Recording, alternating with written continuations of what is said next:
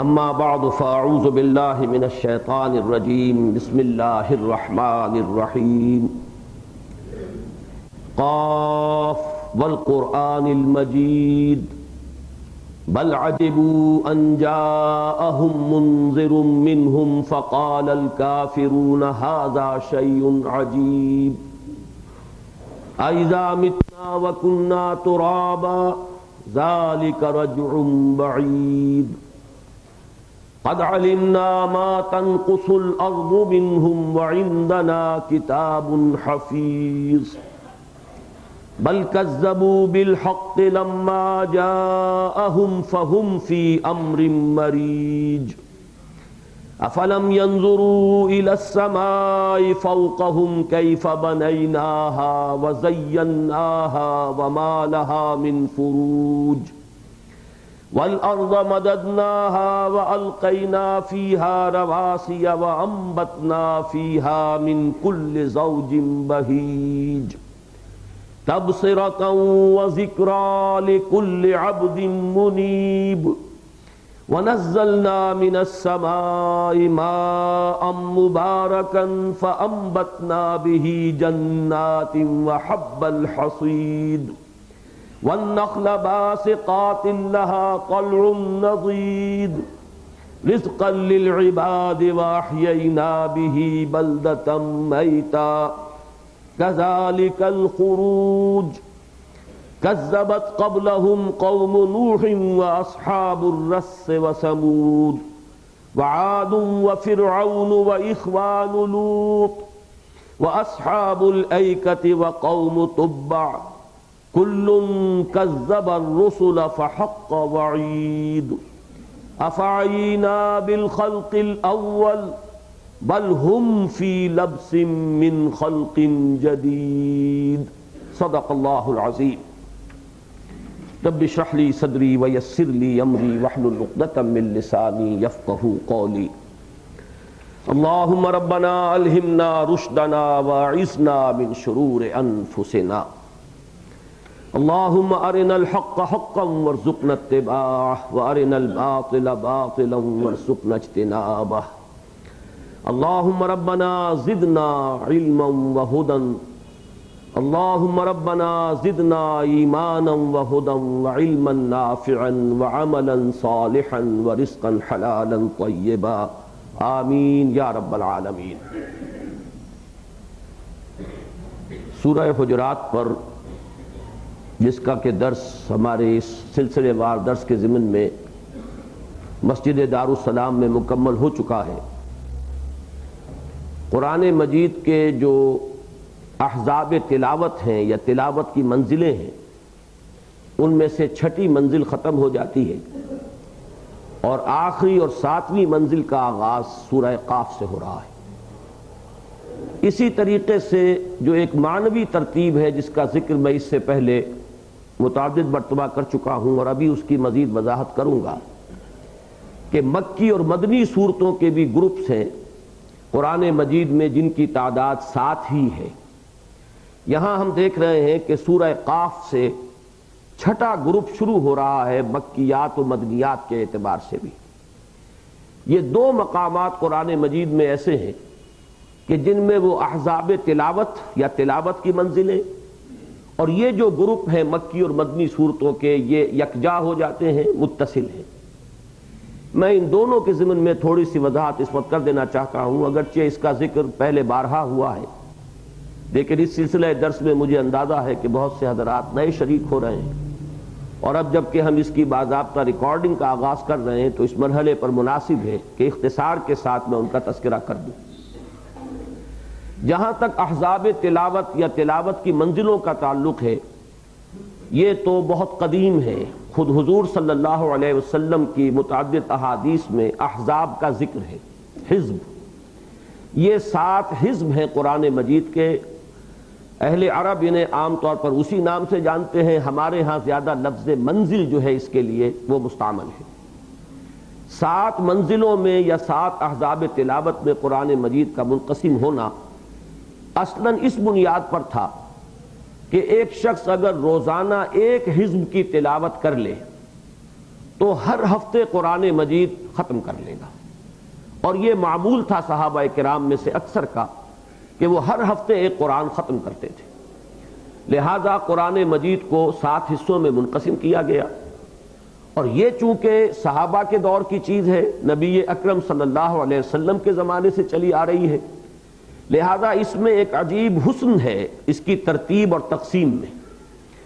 اس میں یہ نہیں کیا گیا ہے کہ 7 حصے بالکل مساوی کر دیے جائیں، اگر ہم کرتے تو شاید ایسا ہی کرتے، لیکن یہ کہ اس میں یہ ہوتا کہ سورتیں ٹوٹ جاتی، سورتوں کی فصیلیں شکستہ ہو جاتی، لہذا بالکل مساوی کرنے کی بجائے سورتوں کو پورے ایک گروپ میں رکھا گیا ہے، چاہے اس میں کچھ کمی بیشی ہو گئی ہے، کوئی حزب قدرے بڑا ہے اور کوئی حزب قدرے چھوٹا ہے، لیکن جو حسن ترتیب میں عرض کر رہا ہوں وہ اس پہلو سے ہے کہ پہلے حزب میں سورہ فاتحہ کو تو آپ یوں سمجھیے کہ پورے قرآن مجید کا وہ مقدمہ ہے، ہماری نماز کا جزو لازم ہے، اگر اس کو علیحدہ رکھ دیں تو پہلا حزب جو ہے وہ سورہ فاتحہ سے سورہ نساء تک ہے، اور سورہ فاتحہ کو شمار نہ کریں تو 3 صورتیں بنتی ہیں، سورہ بقرہ، سورہ آل عمران، سورہ نساء۔ دوسرے احزاب میں 5 صورتیں ہیں، اب آپ دیکھیں گے کہ 3، 5، 7، 9، 11، 13 یہ تعداد بنے گی صورتوں کی، بالکل جیسے کہ ایک سیڑھی ہو اور وہ بڑی ترتیب کے ساتھ آگے بڑھ رہی ہو۔ دوسرے حزب میں 5 صورتیں ہیں، سورہ مائدہ سے سورہ توبہ تک۔ تیسرے حزب میں 7 صورتیں ہیں، سورہ یونس سے سورہ نحل تک۔ چوتھے حزب میں 9 صورتیں ہیں، سورہ بنی اسرائیل سے سورۃ الفرقان تک۔ 5ویں حزب میں 11 صورتیں ہیں، سورہ شعراء سے سورہ یاسین تک۔ چھٹے حزب میں 13 صورتیں ہیں، سورہ صافات سے سورہ حجرات تک۔ آخری جو 7واں حزب ہے اسے حزب مفصل کہا جاتا ہے، اس میں صورتوں کی تعداد جو ہے وہ 65 ہے، ویسے اس میں بھی 13 کو اگر 5 سے ضرب دیں گے تو وہ 65 بن جائے گا، ایک حسن ترتیب جو ہے عدد کے اعتبار سے اس میں بھی موجود ہے۔ ان کے ساتھ سورہ فاتحہ کو شامل کر لیجئے تو یہ کل صورتیں 114 ہیں، اور یہ 7 احزاب ہیں یا 7 منزلیں ہیں قرآن مجید کی۔ اب اس کے ساتھ ساتھ جیسا کہ میں نے عرض کیا یہ تو قدیم چیز ہے، سب کے نزدیک متفق علیہ ہے، آپ کو ہر قرآن میں یہ چیزیں جو ہیں ان کی نشاندہی ملے گی، دور صحابہ سے ان کا ذکر ہمیں ملتا ہے۔ البتہ ایک اور تقسیم جو ہے قرآن مجید میں وہ معنوی اعتبار سے، اور اس تقسیم کی طرف سب سے پہلے جو اشارہ ملتا ہے وہ مولانا فراہی رحمۃ اللہ علیہ کے ہاں، اور اس کو جو آگے بڑھایا ہے وہ مولانا امین حسن اصلاحی صاحب نے بڑھایا ہے۔ لہذا یہ جو تقسیم ہے وہ ہمیں قدیم تفاسیر میں یا ہمارے مفسرین یا جو بھی ہمارے ائمہ دین ہیں ان کے ہاں کہیں اس کا ذکر نہیں ملے گا۔ اس کی وجہ یہ ہے کہ قرآن مجید کے ایک مرتب اور منظم کلام ہونے کا اگرچہ ہمارے اسلاف میں بھی ذکر تو ملتا ہے، لیکن اس کی جس قدر اہمیت مولانا فراہی نے اس دور میں آ کر بیان کی ہے، اتنی اہمیت کے ساتھ اس پر توجہ جو ہے مرتکز نہیں ہوئی، لہذا یہ اس دور کی ایک نئی چیز ہے۔ اس میں اصولاً یہ بات جان لیجئے کہ اس پر اپرانا نہیں چاہیے کہ چونکہ یہ اسلاف میں نہیں ہے لہذا یہ کوئی چیز ایسی نہیں ہے کہ جو قابل التفات ہو یا قابل توجہ ہو، اس لیے کہ قرآن مجید کے بارے میں نبی اکرم صلی اللہ علیہ وسلم کے جو ہمیں فرامین ملتے ہیں، فرمودات، ان میں یہ اشارہ موجود ہے کہ یہ کتاب وہ ہے کہ جس کے عجائب کبھی ختم نہیں ہوں گے۔ لا تنقضی عجائبہ ولا یشبع منہ العلماء، اہل علم کبھی اس سے سیر نہ ہو سکیں گے۔ ولا یخلق عن کثرت الرد، اور بار بار کی تکرار سے اور اس کے بار بار کے اعادے سے پڑھنے سے اس سے انسان جو ہے اکتائے گا نہیں۔ تو جو پہلا جملہ اس میں ہے کہ لا تنقضی عجائبہ، اس کے عجائب کبھی ختم نہیں ہوں گے، تو اس سے اشارہ ملتا ہے کہ اس پر غور کرنے والے غور کرتے رہیں گے اور مختلف ادوار میں نئی نئی باتیں جو ہے سامنے آتی رہیں گی۔ اس بات پر غور کرنا چاہیے کہ وہ وزنی ہے یا نہیں، باقی صرف اس وجہ سے کہ چونکہ ہمیں اسلاف میں اس کا تذکرہ نہیں ملتا اس کو رد نہیں کرنا چاہیے۔ میں اصلاً اس تقسیم کا میں قائل ہوں، اور قرآن مجید پر غور و فکر کرنے میں یقیناً اس تقسیم سے بڑی مدد ملتی ہے۔ البتہ یہ کہ جہاں تک میں نے اس تقسیم کو اصولاً تسلیم کیا ہے وہ میں نے عرض کر دیا، اور یقیناً یہ مولانا امین حسن اصلاحی صاحب کا ایک احسان ہے کہ انہوں نے اس چیز کی طرف توجہ منعطف کرائی ہے۔ لیکن یہاں میں ایک بات ریکارڈ پر لے آنا چاہتا ہوں کہ مولانا اصلاحی صاحب نے اس کے لیے جہاں کچھ عقلی دلائل دیے ہیں وہاں ایک دلیل قرآن مجید کی سورہ حجر کی ایک آیت سے بھی اخذ کی ہے، وَلَقَدْ آتَيْنَاكَ سَبْعًا مِنَ الْمَثَانِي وَالْقُرْآنَ الْعَظِيمِ، ہم نے اے نبی صلی اللہ علیہ وسلم آپ کو 7 دیے ہیں دہرائی جانے والی یا 7 جوڑے عطا فرمائے ہیں۔ انہوں نے اس سے یہ استنباط کیا ہے کہ یہ 7 جوڑے ہیں کہ جن کا ذکر ہو رہا ہے، اور وہ وہی ہیں جو 7 مکیات و مدنیات، جوڑے اس لیے کہ ہر گروپ میں ایک یا ایک سے زائد مکی صورتیں ہیں اور پھر ایک یا ایک سے زائد مدنی صورتیں ہیں، تو مکی اور مدنی کا جوڑا بن گیا۔ تو یہ 7 جوڑے جو ہیں قرآن مجید میں ہمیں ملتے ہیں مکیات و مدنیات کے، تو در حقیقت اس کی طرف ہے جو سورہ حجر کی وہ آیت اشارہ کر رہی ہے۔ میں اس بات کو غلط سمجھتا ہوں، اور اس کے لیے جو دلائل ہے وہ یہ ہے کہ اولاً وہ آیہ مبارکہ سورہ حجر کی ہے جو ابتدائی مکی صورتوں میں سے ہے۔ ظاہر بات ہے کہ جب یہ آیت نازل ہوئی اس وقت پورا قرآن موجود ہی نہیں تھا، تو اس آیت کا کیا مفہوم صحابہ کرام نے سمجھا ہوگا، اور یہ بات بالکل ہمارے لیے قابل تسلیم نہیں ہے کہ جب قرآن نازل ہوا ہو اس کے مفہوم کو صحابہ کرام نہ سمجھ پائے ہوں، اور بعد میں وہ مفہوم جو ہے سامنے آیا ہو، جبکہ اس میں کوئی چیز بھی ندرت والی نہیں ہے۔ 7 من المثانی یہ کوئی سائنٹیفک فینومینن نہیں ہے کہ جس کی طرف بعد میں علمی ترقی ہی سے انسان پہنچے، بلکہ یہ کہ یہ تو وہ چیز ہے کہ جو اس کا مفہوم اگر یہ ہوتا تو یقیناً صحابہ کرام کو کے علم میں ہوتا اور حضور اس کی طرف اشارہ فرماتے۔ لیکن اس کے ساتھ ساتھ ایک مثبت دلیل بھی ہے، اور وہ یہ ہے کہ ایک مرفوع اور صحیح حدیث میں حضور صلی اللہ علیہ وسلم نے 7 من المثانی کا مصداق سورہ فاتحہ کو قرار دیا ہے۔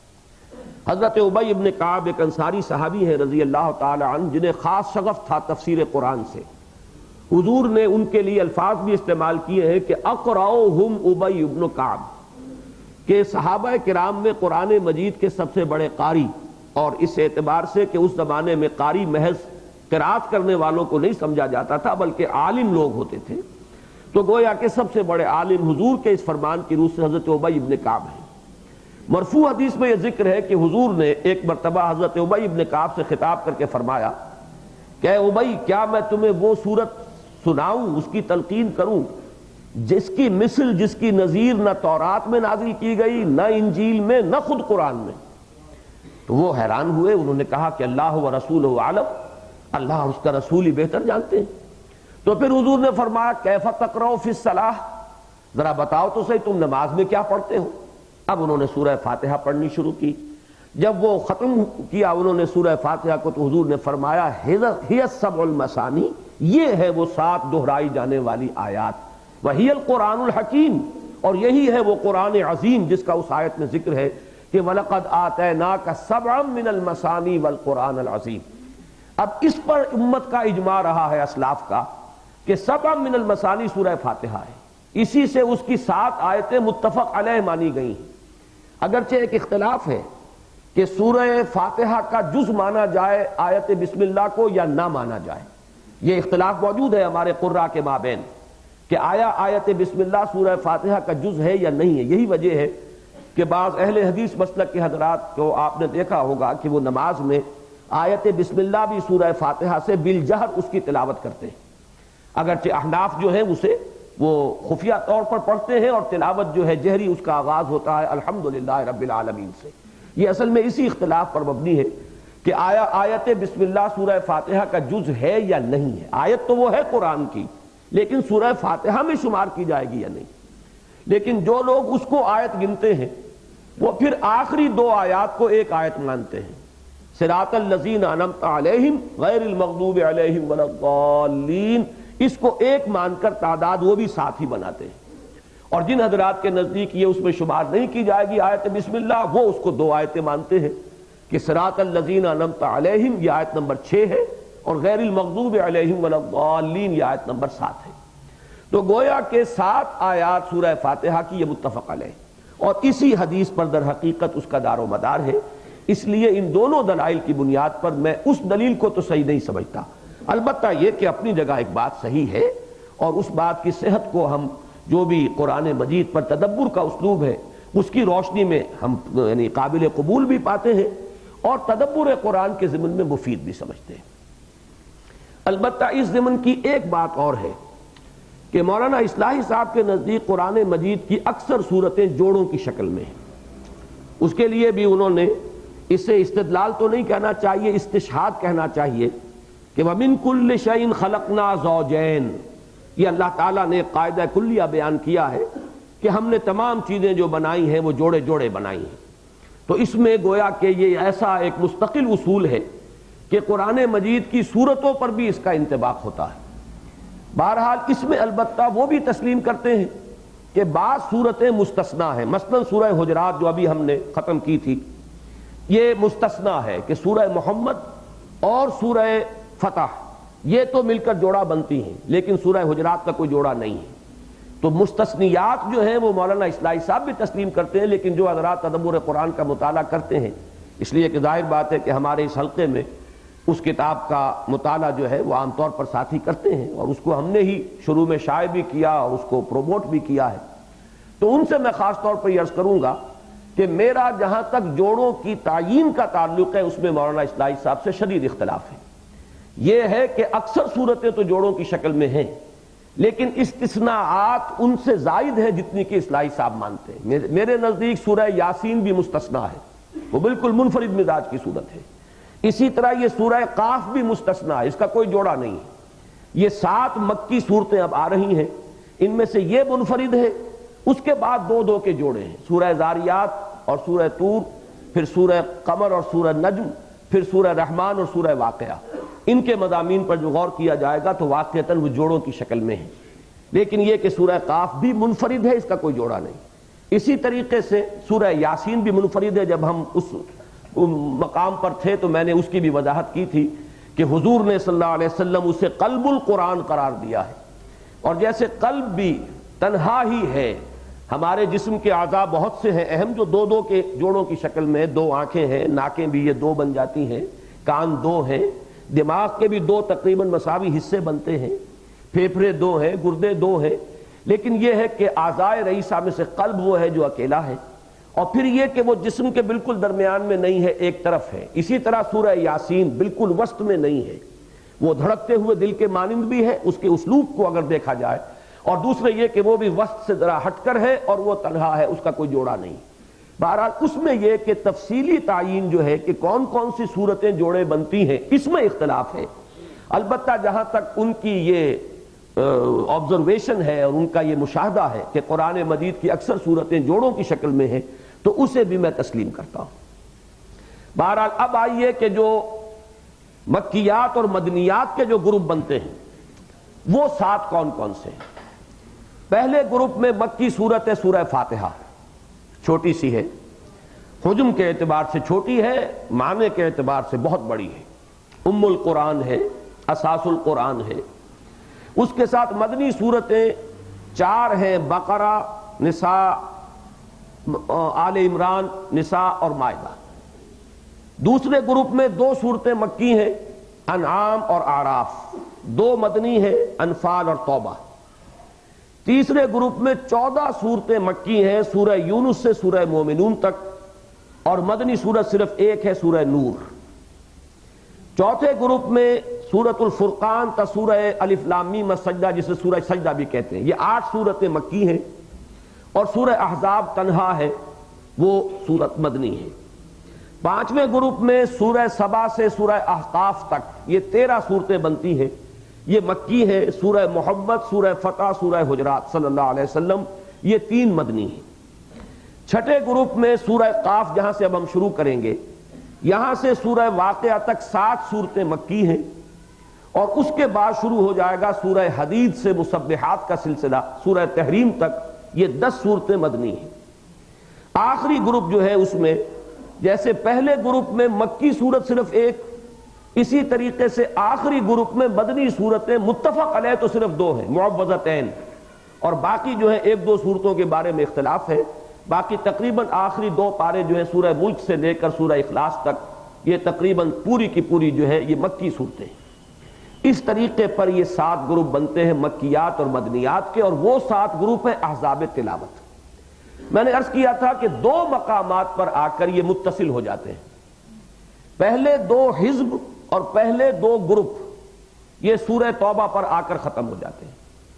اگرچہ حزب جو ہے وہ مختلف ہے، حزب ختم ہو جائے گا سورہ نساء پر اور مائدہ سے شروع ہو جائے گا دوسرا، اور گروپ جو ہے پہلا ختم ہوگا سورہ مائدہ پر اور دوسرا شروع ہوگا سورہ انعام پر، لیکن آ کر یکجا ہو گئے ہیں سورہ توبہ کے خاتمے پر، یا یوں کہیے کہ سورہ یونس جہاں سے شروع ہوا وہاں سے تیسرا حزب بھی شروع ہو گیا اور تیسرا گروپ مکیات و مدنیات کا بھی۔ اسی طرح کا ایک مقام اتصال یہ ہے، لیکن یہاں ایک فرق ہے، یہاں جو گروپ ہے وہ دو آ جائیں گے سورہ قاف سے اور آخر تک سورۃ الناس تک، ایک گروپ سورہ قاف سے سورہ تحریم تک اور دوسرا گروپ جو ہے سورہ ملک سے سورۃ الناس تک۔ البتہ جہاں تک حزب یا منزل کا تعلق ہے یہ ایک ہے سورہ قاف سے سورۃ الناس تک۔ ایک بات میں نے ان احزاب کے بارے میں بارہا عرض کی ہے، اور اس کو بھی چونکہ اب ہم ایک نیا حزب شروع کر رہے ہیں، نیا گروپ، تو اس کو سمجھ لیجئے کہ جہاں تک مکی صورتوں کا تعلق ہے، چونکہ پہلے گروپ میں صرف سورہ فاتحہ ہے اور وہ میں نے عرض کیا پورے قرآن مجید کا دیباچہ اور مقدمہ ہے، تو گویا کہ مکی صورتوں کے 6 گروپ بنتے ہیں قرآن میں، جو کہ یعنی حجم کے لحاظ سے قابل لحاظ ہے۔ ان مکی صورتوں میں جہاں تک ایمانیات ثلاثہ کا تعلق ہے، توحید، معاد، رسالت، یہ تو ہر مکی صورت کا مضمون ہے، سوائے اس کے کہ بالکل ہی کوئی چھوٹی صورت ہو سورہ اخلاص، اس میں صرف توحید کا ذکر ہے، نہ معاد کا ذکر ہے، رسالت کا ذکر ہے، لیکن یہ کہ ان چھوٹی صورتوں کو چھوڑ دیجئے تو تمام مکی صورتوں میں لازماً ایمان کی بحث اہم ترین بحث ہے، توحید کی بحث، معاد اور آخرت کی بحث اور رسالت اور نبوت کی بحث۔ تو کوئی مکی صورت جو ذرا سائزیبل ہو، نہیں ہو سکتا کہ اس میں تینوں مضامین نہ ہو۔ البتہ اب ان میں دو دو کے جوڑے بن جاتے ہیں۔ پہلے 2 گروپ کی جو صورتیں ہیں ان میں عمود بنتا ہے اصلاً رسالت، رسالت ان کا مرکزی مضمون ہے، توحید اور آخرت کا ذکر طبعاً آئے گا، اصل جو عمود ہے وہ رسالت ہے۔ اس کے بعد کے جو 2 گروپ ہیں اس کا اصل عمود توحید ہے، اس میں رسالت اور آخرت کا ذکر طبعاً آئے گا، اور یہ جو 2 گروپ آخری ہیں سورہ قاف سے چل کر اور سورۃ الناس تک، اس میں جو اصل مضمون ہے وہ انذار آخرت یا معاد، یہ انذار کے گروپ ہیں دونوں کے دونوں۔ ان میں سب سے زیادہ زور جو ہے آخرت کے ذکر پر، وقوع قیامت پر، جنت و دوزخ کے احوال پر، شدائد جو ہے قیامت کے ان کے، اس کا ذکر جو ہے سب سے کثرت سے ہے۔ تو ابتدائی 2 گروپ ان میں اصل عمود ہے رسالت کا مضمون، درمیانی 2 گروپ اس میں اصل عمود ہے توحید کا مضمون، اور آخری 2 گروپ جو یہاں سے اب شروع ہو رہے ہیں ان میں جو مکی صورتیں ہیں ان میں اصل عمود جو ہے وہ قیامت اور آخرت اور معاد کا مضمون ہے، اور گویا کہ یہ انذار آخرت ان کا اصل جو مین تھیم ہے، سینٹرل آئیڈیا ہے، وہ ہے آخرت کی خبر دینا اور اس سے خبردار کرنا۔ میں یہ سمجھتا ہوں ان میں ایک چیز اور نوٹ کر لیں تو یہ اصل میں قرآن مجید کے ساتھ ایک دلچسپی پیدا کرنے کے لیے یہ امور اہم ہیں، اور یقیناً یہ نقشہ اگر ذہن میں جمع ہوا ہو تو ایک انسان اگر تدبر کرتا ہے، غور کرتا ہے، تو اس کو پھر نئی نئی باتیں جو ہیں وہ ملتی ہیں، اور اس سے ایک انشراح جو ہے اور بصیرت باطنی انسان کو حاصل ہوتی ہے۔ اس میں ایک بات اور صرف یہ اسٹیٹسٹکس کے اعتبار سے ہے، اعداد و شمار کے اعتبار سے، پہلا گروپ اور آخری گروپ یہ ایک دوسرے کی بالکل ضد ہیں اس معنی میں کہ پہلے گروپ میں صرف سورہ فاتحہ ہے مکی، 7 آیتیں، اور مدنیات طویل ترین سورہ بقرہ، سورہ آل عمران، سورہ نساء، سورہ مائدہ، تقریباً آپ کو معلوم ہے 6.25 پارے۔ آخری گروپ میں یہ ریشو پروپورشن جو ہے کانورس ہو گئی کہ تمام جو ہے وہ مکیات ہیں سورہ ملک سے لے کر سورہ اخلاص تک، الا یہ کہ بعض کے بارے میں اختلاف ہے، وہ جب ہم وہاں پہنچیں گے اس پر بحث کریں گے۔ مدنی صورتیں جو ہے متفق علیہ وہ صرف 2 ہیں اور وہ معوذتین ہیں، تو معلوم ہوا کہ اس میں مکی نہ ہونے کے برابر حجم کے اعتبار سے، اس میں مدنی نہ ہونے کے برابر حجم کے اعتبار سے، معنوی پہلو سے میں یہ عرض نہیں کر رہا، یہ حجم کے اعتبار سے۔ دوسرے یہ کہ ادھر سے جو دوسرا بنتا ہے اور آخر سے جو دوسرا بنتا ہے، یعنی دوسرا اور چھٹا گروپ، اس میں ایک توازن دیکھیں گے آپ۔ 2 صورتیں وہاں مکیات ہیں، سورہ انعام و اعراف، 2 مدنیات ہیں، انفال اور توبہ، بالکل متوازن۔ اسی طریقے سے یہ چھٹا گروپ جو ہے جس کا ہم آغاز کر رہے ہیں، اس میں 7 صورتیں ہیں مکیات اور 10 صورتیں ہیں مدنیات، یہ بھی تقریباً یعنی متوازن ہے، اس لیے کہ وہ بھی لگ بھگ 1.25 پارہ بنتا ہے اور یہ بھی لگ بھگ 1.25 پارہ بنتا ہے، تقریباً 1 پارہ 1.25 پارہ حجم جو ہے ان کا برابر ہے۔ البتہ درمیان میں جو اب رہ گئے 3 گروپ، ان میں آپ یہ دیکھیں گے کہ جو تیسرا گروپ ہے اس میں تو تقریباً 7 پارے جو ہیں وہ مکیات پر مشتمل ہیں، صرف ایک سورۃ النور بعد میں آتی ہے، اسی طریقے سے آگے بھی. لیکن بہرحال پہلے اور آخر میں عکسی نسبت اور دوسرے اور چھٹے کے مابین ایک توازن کی مشابہت، یہ بھی ایک دلچسپ صورت ہے قرآن مجید کی صورتوں کی اس ترتیب میں جو سامنے آتی ہے. اب ہم اس سورہ مبارکہ کا مطالعہ جو ہے شروع کر رہے ہیں. بسم اللہ الرحمن الرحیم. سب سے پہلے حرف قاف آتا ہے جو حروف مقطعات میں سے. چونکہ اس کے ضمن میں بھی میں نے متعدد مرتبہ بعض باتیں بیان کی ہیں اور وہ مختلف دروس میں شاید ریکارڈ بھی ہوئی ہوں، لیکن اب چونکہ ہم بڑے اس اہتمام کے ساتھ اس سلسلے کا آغاز کر رہے ہیں تو حروف مقطعات کے بارے میں بھی چند باتیں آج میں اثر نو گنوا دینا چاہتا ہوں، تفصیل میں جانے کا وقت نہیں. پہلی بات، یہ چند باتیں جو میں گنوا رہا ہوں یہ بھی اعداد و شمار کی نوعیت کی ہیں، اسٹیٹسٹکس. آپ کو معلوم ہے کہ اسٹیٹسٹیکل ڈیٹا اگر نگاہوں کے سامنے رہے تو کبھی اچانک کوئی بات ذہن میں آ جاتی ہے، لہذا اگرچہ اس وقت اس کی کوئی معنوی اہمیت نہیں ہے جو میں آپ کے سامنے بیان کر رہا ہوں، لیکن یہ کہ یہ اعداد و شمار دلچسپی کا موجب بھی ہے اور کسی وقت اچانک ہو سکتا ہے کسی غور کرنے والے کو اس کے حوالے سے کسی نئی بات کی طرف جو ہے رہنمائی مل جائے.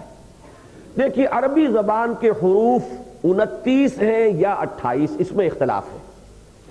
جو حضرات الف کو علیحدہ مانتے ہیں، حمزہ کو علیحدہ مانتے ہیں، وہ 29 گنیں گے، اور جو حضرات الف اور حمزہ کو ایک ہی مانتے ہیں، الف پر زبر زیر پیش یا جزم ہو تو اس کو حمزہ کہتے ہیں عربی میں، وہ الف نہیں ہوتا. الف وہ ہے جس پر نہ زبر ہو، نہ زیر ہو، نہ پیش ہو، نہ جزم ہو. جیسے کہ بے الف با، اب الف پہ کچھ بھی نہیں ہے، یہ بے کے ساتھ گویا کہ فتح جسے کہتے ہیں نا، زبر کو کھینچ دیا گیا ہے. بے زبر با، بے کھڑا زبر با اور بے الف با، اس میں کوئی فرق نہیں ہے. تو کھڑا زبر ہو تب بھی وہی، الف لگا دیا جائے تب بھی وہی، تو گویا کہ یہ 2 زبروں کے مساوی ہوتا ہے، اسے الف کہتے ہیں. اس پر کوئی حرکت نہیں آئے گی.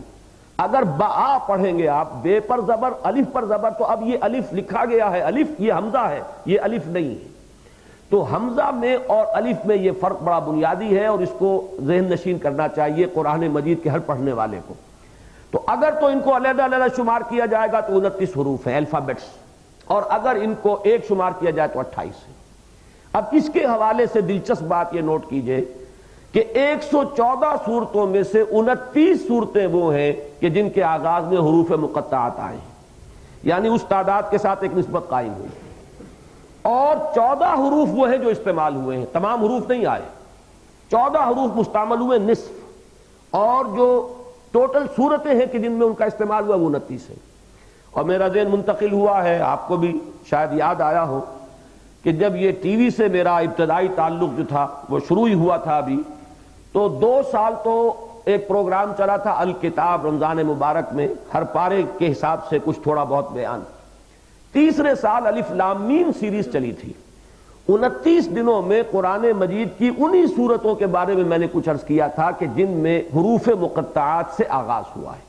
تو یہ در حقیقت الف لام میم سیریز ٹیلی ویژن کی، اب یہ تمام چیزیں انہی کے قبضے میں ہیں، ہماری تو ان تک دسترس نہیں ہے. اگر وہ لوگ اس کو پسند کریں، عام کریں، تو وہ لوگوں کی دلچسپی کا اور یقیناً ایک افادیت کی حامل چیزیں.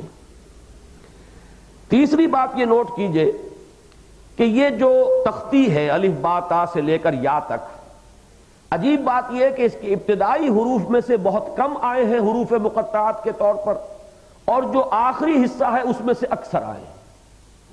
اور یہ کہ درمیانی حصے میں وہ حروف ہیں کہ جن میں ایک ایک حرف جو ہے نقطے کے ساتھ ہے، ایک ایک بغیر نقطے کے، را بغیر نقطے کے، زا نقطے کے ساتھ، سین بغیر نقطے کے، شین نقطے کے ساتھ، صاد بغیر نقطے کے، ضاد نقطے کے ساتھ، اور طا بغیر نقطے کے، ضا یہ نقطے کے ساتھ، عین بغیر نقطے کے اور غین نقطے کے ساتھ. ان میں آپ یہ دیکھیں گے کہ جو منقوط حروف ہیں وہ نہیں لیے گئے، جو بغیر نقطے کے وہ لیے گئے.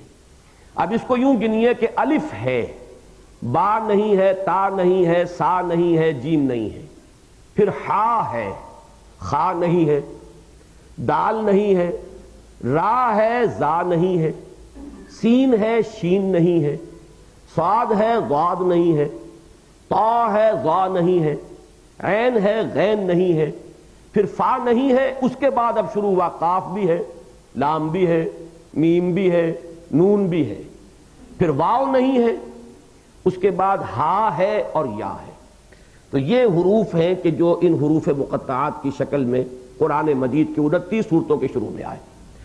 اب اس میں ایک اور چیز، وہ بھی اسٹیٹسٹکس کی نوعیت کی ہے، 3 صورتوں میں ایک ایک حرف آیا ہے۔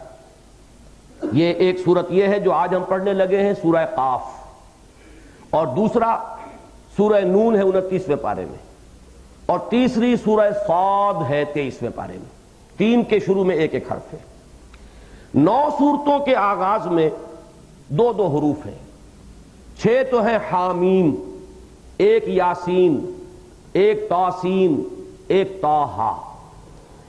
13 صورتوں کے شروع میں 3 حروف ہیں، 6 کے شروع میں الف لام میم، 5 کے شروع میں الف لام را، 2 کے شروع میں طا سین میم۔ یہ 13 صورتیں بن گئی۔ 2 صورتوں کے شروع میں 4 حروف ہیں، الف لام میم را، الف لام میم صاد، اور 2 صورتوں کے آخر شروع میں 5 حروف ہیں، کاف ہا یا عین صاد، یہ سورہ مریم، ہا میم عین سین قاف، یہ سورہ شورى۔ اور یہ امتیازی شان صرف سورہ شورى کی ہے کہ اس کی 2 آیات ہیں کہ جو حروف مقطعات پر مشتمل ہے، حامیم ایک آیت، عین سین قاف دوسری آیت۔ یہ بھی نوٹ کرنے کے قابل ہے کہ ایک حرف جہاں آیا ہے وہ آیت نہیں ہے، قاف آیت نہیں ہے بلکہ پہلی آیت کا جز ہے، قاف والقرآن المجید۔ نون آیت نہیں ہے، نون والقلم وما یسطرون آیت جو ہے یسطرون پر ختم ہوگی۔ صاد آیت نہیں ہے، صاد والقرآن ذی الذکر یہاں آیت ختم ہوگی۔ البتہ 2 حروف جو ہیں انہیں آیات شمار کیا گیا ہے، حامیم، یاسین، یہ آیات ہیں۔ 3 میں عجیب بات یہ ہے کہ الف لام میم تو جہاں بھی آیا ہے اور تاسیم میم وہ آیات ہیں، الف لام را جو ہے وہ آیت نہیں ہے۔ یہ میں کئی مرتبہ عرض کر چکا ہوں، اور یہ پھر کسی موقع پر انشاءاللہ وہ مضامین بھی، آیات اور سورتوں کا یہ کس طرح کا معاملہ ہے، کیسے بنتی ہے، تو اس کے بارے میں کسی اور موقع پر وضاحت کروں گا۔ لیکن یہ میں نے کئی مرتبہ عرض کیا ہے کہ یہ معاملہ کلیتاً توقیفی ہے، کسی اصول پر مبنی نہیں، کوئی عقلی اصول، کوئی منطقی اصول، کوئی اصول اللہ کے ہاں ہوگا جو ہم نہیں جانتے، لیکن ہمارے جو معلوم اصول ہیں، عقلی ہوں، منطقی ہوں، گرامر کے ہوں، نحو کے ہوں، ان میں سے کوئی اصول یہاں کار فرما نہیں ہے۔ اسی کو کہتے ہیں ایک ٹیکنیکل اصطلاح کے طور پر کہ یہ امور توقیفیہ ہے، موقوف علیہ ہے، کہ حضور نے جو بتایا وہی مان لیا۔ قاف کو آیت نہیں بتایا ہم نہیں مانتے، حامیم کو بتا دیا مانتے ہیں، الف لام میم کو بتا دیا مانتے ہیں، الف لام را کو نہیں بتایا نہیں مانتے۔ تو معلوم ہوا کہ یہ مسئلہ جو ہے یہ کل کا کل توقیفی ہے، حضور صلی اللہ علیہ وسلم کے بتانے پر موقوف ہے۔ لیکن یہ کہ اس کو میں نے اس طور سے آپ کے سامنے بیان کر دیا کہ یہ سٹیٹسٹکس جو ہے اگر سامنے رہے، ہو سکتا ہے کبھی کسی غور کرنے والے کو کبھی کوئی بات جو ہے اچانک، بہت سی جو بڑی بڑی اکتشافات علمیہ ہیں اور بڑی بڑی ایجادات جو دنیا میں ہوئی ہیں وہ ایسے ہی اتفاقاً ہوئی ہیں کہ آدمی بیٹھا ہوا ہے کسی سوچ میں مگن ہے، اچانک کوئی ذہن کے اندر نئی بات آ جاتی ہے۔ وہ اچانک اس لیے آتی ہے کہ غیر شعوری طور پر کچھ چیزیں ذہن میں پہلے سے کام کر رہی ہوتی ہیں۔ ایک صغریٰ کبریٰ تو وہ ہوتا ہے جس پر انسان شعوری طور پر غور کرتا ہے، ایک صغریٰ کبریٰ وہ ہے کہ جو تحت الشعور کے اندر خود بخود اس کی گاڑی چلتی رہتی ہے، چکی پیستی رہتی ہے، اس میں اچانک کوئی نئی بات سامنے آتی ہے۔ تو ظاہر بات ہے کہ جتنے وہ سٹیٹسٹکس ذہن کے اندر موجود ہوں گے اتنا ہی گویا کہ اس چکی کے پاس پیسنے کے لیے دانے ہوں گے اور اسی سے پھر کچھ برآمد بھی ہوگا۔ اس پہلو سے ان اعداد و شمار جو ہیں ان کو ذہن میں رکھنا مفید ہے۔ البتہ جو اس کا اصل مضمون ہے کہ ان حروف مقطعات کے معنی کیا ہے، مفہوم کیا ہے، اس میں جو قطعی اور حتمی اور یقینی اور متفق علیہ بات ہے وہ تو یہ ہے کہ ان کا علم صرف اللہ کو یا اس کے رسول کو ہے صلی اللہ علیہ وسلم، اور یہ ایک راز ہے، اللہ اور رسول کے مابین کوئی انسان حتمی یقینی طور پر ان کا کوئی مفہوم بیان نہیں کر سکتا، نہ جانتا ہے۔ وجہ کیا ہے کہ حضور صلی اللہ علیہ وسلم سے مرفوعاً کچھ منقول نہیں، کسی صحابی نے پوچھا نہیں، پوچھا ہوگا تو آن ریکارڈ نہیں ہے، حدیث ہمارے پاس نہیں ہے، حضور سے کوئی شے منقول نہیں ہے کہ حضور نے یہ بتایا ہو کہ ان کے معنی یہ، اگر وہ ہوتا تو بسر و چشم ہم اسے قبول کرتے ہیں، اس کو قبول کیے بغیر ہمارے لیے کوئی راستہ ہے ہی نہیں۔ لیکن چونکہ حضور سے منقول نہیں ہے لہذا اب یہ معاملہ مختلف فی ہو سکتا ہے۔ صحابہ کرام میں سے البتہ رضوان اللہ تعالی علیہم اجمعین جنہیں حبر الامہ کہا گیا ہے، حضرت عبداللہ ابن عباس رضی اللہ تعالی عنہما، حضور کے چچا زاد بھائی حضرت عباس کے بیٹے، ان سے کچھ اقوال ہیں جو منقول ہیں۔ انہوں نے یہ نہیں کہا کہ یہ حضور نے مجھے بتایا، وہ انہوں نے اپنی ایک رائے دی ہے، لیکن وہ رائے کچھ وجدانی اور ذوقی محسوس ہوتی ہے، اس کے لیے کوئی دلیل انہوں نے بھی نہیں دی۔ ان کا موقف یہ ہے کہ یہ مکمل جملوں کے مخفف ہیں۔ مثلا الف لام میم کیا ہے؟ انا اللہ اعلم۔ اب انا اس جملہ تین الفاظ پر مشتمل ہے، انا اللہ اعلم۔ انا جو پہلا لفظ ہے اس میں سے پہلا حرف لے لیا الف، اللہ درمیانی لفظ ہے، درمیانی حرف لیا لام، عالم آخری لفظ ہے، اس کا آخری حرف لیا میم، تو انا اللہ اعلم یہ الف لام میم ہوا۔ اسی طریقے سے انہوں نے الف لام میم را انا اللہ اعلم و ارا، میں اللہ جانتا ہوں اور میں اللہ جانتا بھی ہوں اور دیکھتا بھی ہوں۔ تو اس طرح سے انہوں نے انہیں جملوں کے قائم مقام اور اس کا مخفف قرار دیا ہے، لیکن جیسا کہ میں نے عرض کیا چونکہ یہ بات انہوں نے مرفوعاً نہیں کہی ہے، یہ ان کا ایک ذاتی خیال ہے اور زیادہ تر وجدانی کوئی دلیل ان کے پاس نہیں ہے، ذوقی بات ہے، لہذا یہ ہمارے ہاں متفق علیہ نہیں ہے، اس کو قبول نہیں کیا گیا ہے، بلکہ لوگوں نے عام طور پر جو بات کہی ہے وہ یہ ہے کہ یہ صرف ایک سٹائل تھا جو اہل عرب کے نزدیک معروف تھا، مستعمل تھا۔ وہ جب بھی کوئی خطیب خطبہ شروع کرتا تھا، شروع میں کوئی حروف مقطعات جو ہے اس طرح بولتا تھا، یا تو یہ کہ لوگوں کی توجہ منعطف کرانے کے لیے، یا یہ کہ کوئی نہ کوئی معنوی ربط بھی ہوتا تھا، وہ میں ابھی آؤں گا، وہ معنوی ربط جو ہے بعض چیزوں میں جو ملتا ہے۔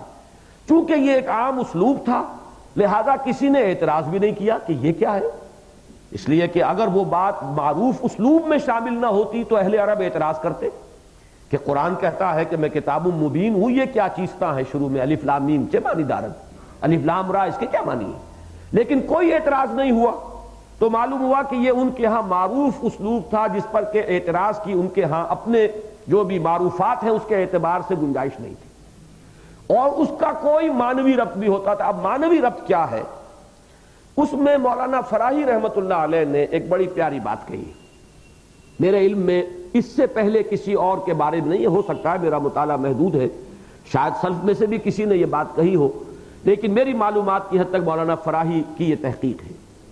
ان کا کہنا یہ ہے کہ عربی زبان کے حروف اور عبرانی زبان کے حروف یہ چونکہ کامن ہے، یا تو یوں کہا جائے گا کہ عربی زبان عبرانی کی بیٹی ہے، عبرانی سے نکلی ہے، یا یہ کہا جائے گا یہ دونوں زبانیں بہنیں ہیں، کوئی ایک زبان تھی جس سے یہ دونوں زبانیں نکلی ہیں، لیکن ہیں بہرحال بہت ایک دوسرے سے قریب، ایک دوسرے سے مشابہ۔ اس کے جو الفابیٹس ہیں وہ اشکال سے ماخوذ ہیں۔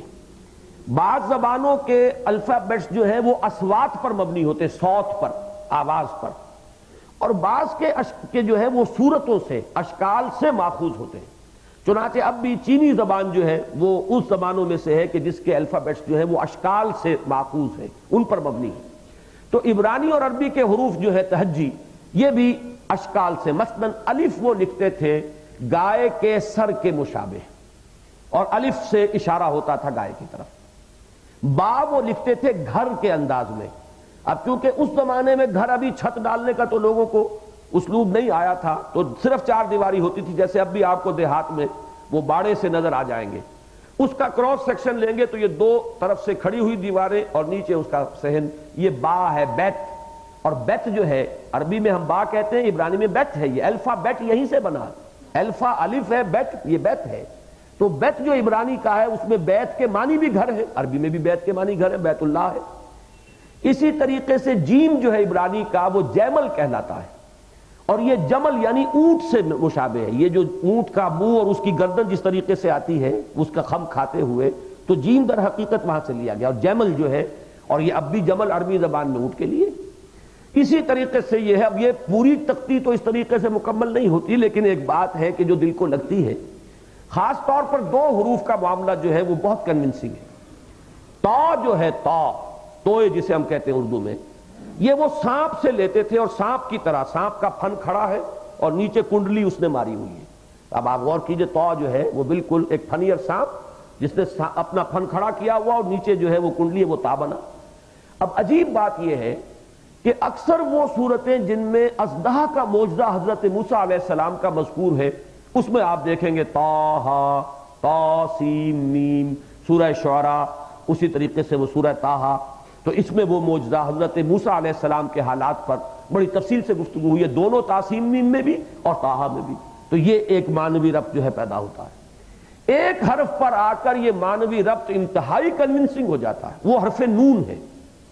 نون کو وہ لکھتے تھے دوات کے طور پر، آپ کو معلوم، نون مچھلی کے طور پر، کہ جیسے مچھلی اب بھی آپ دیکھتے ہوں گے ایبسٹریکٹ آرٹ میں، وہ ایک کرو بنا کر ایک طرف آنکھ کا وہ نشان نقطہ بنا دیتے ہیں، یہ مچھلی۔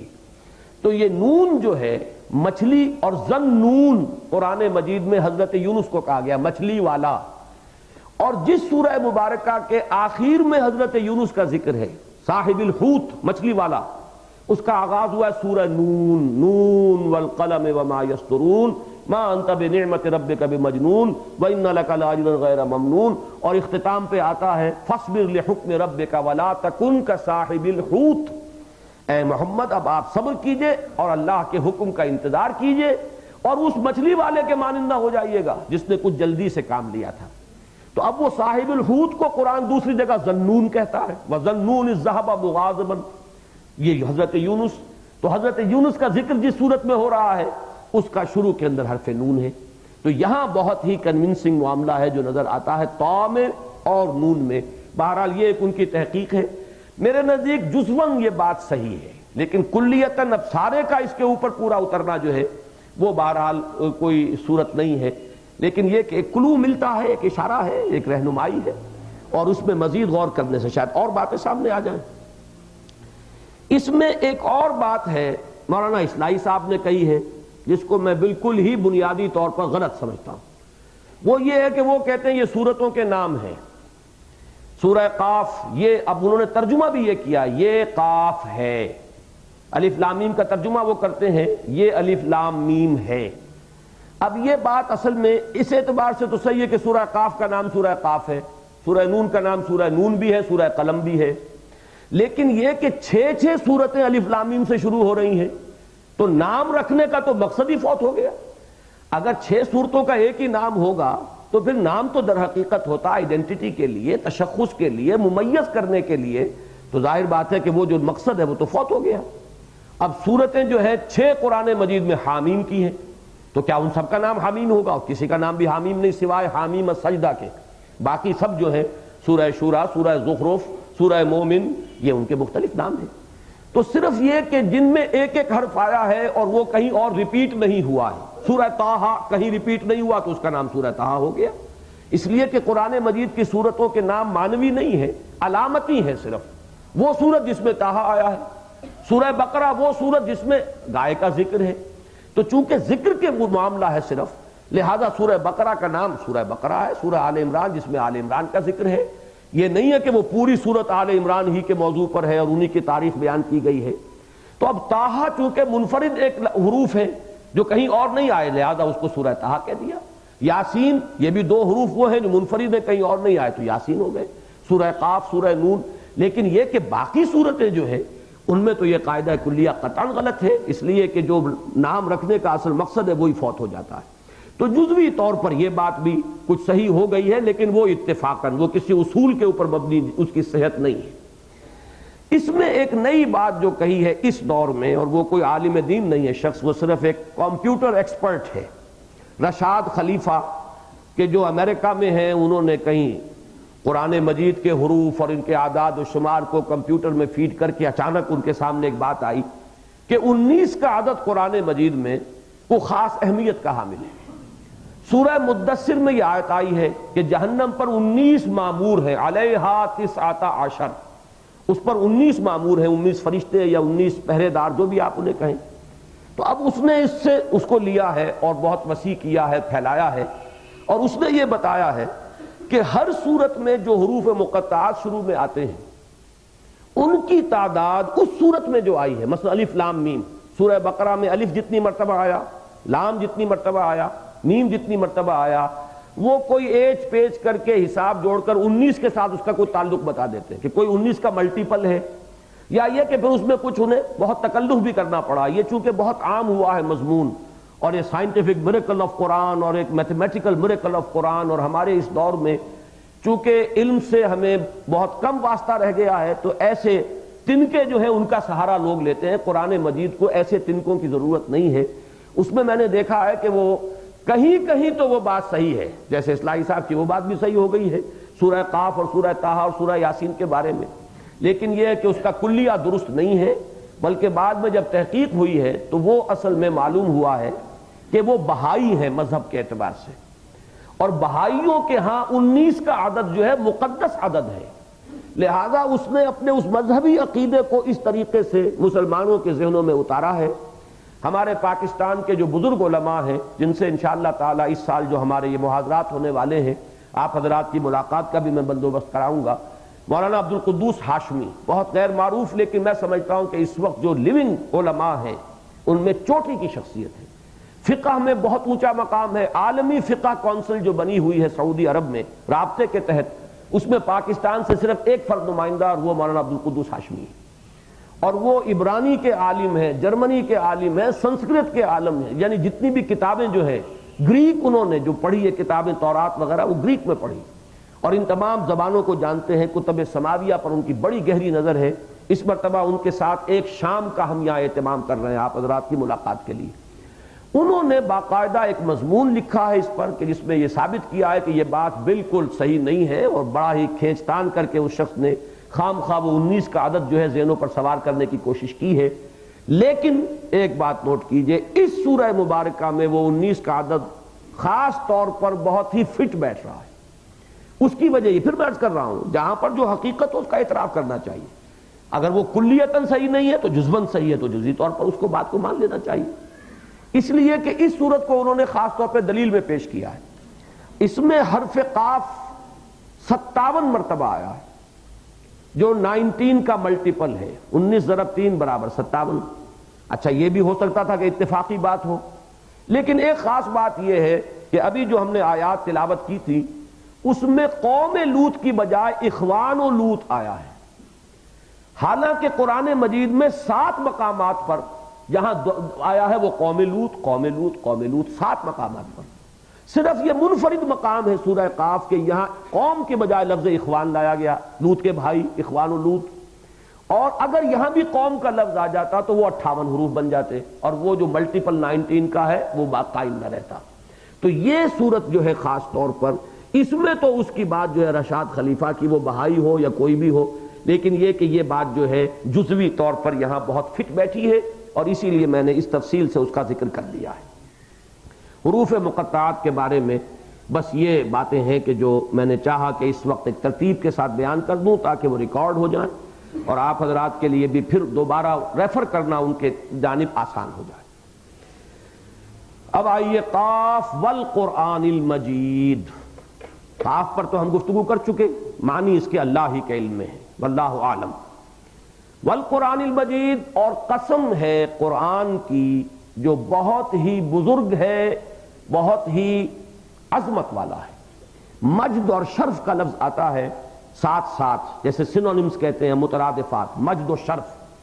شرف بھی شرافت، بزرگی، کسی کا اعلیٰ مقام، اور مجد بھی کہتے ہیں اونچا مقام، بزرگانہ حیثیت.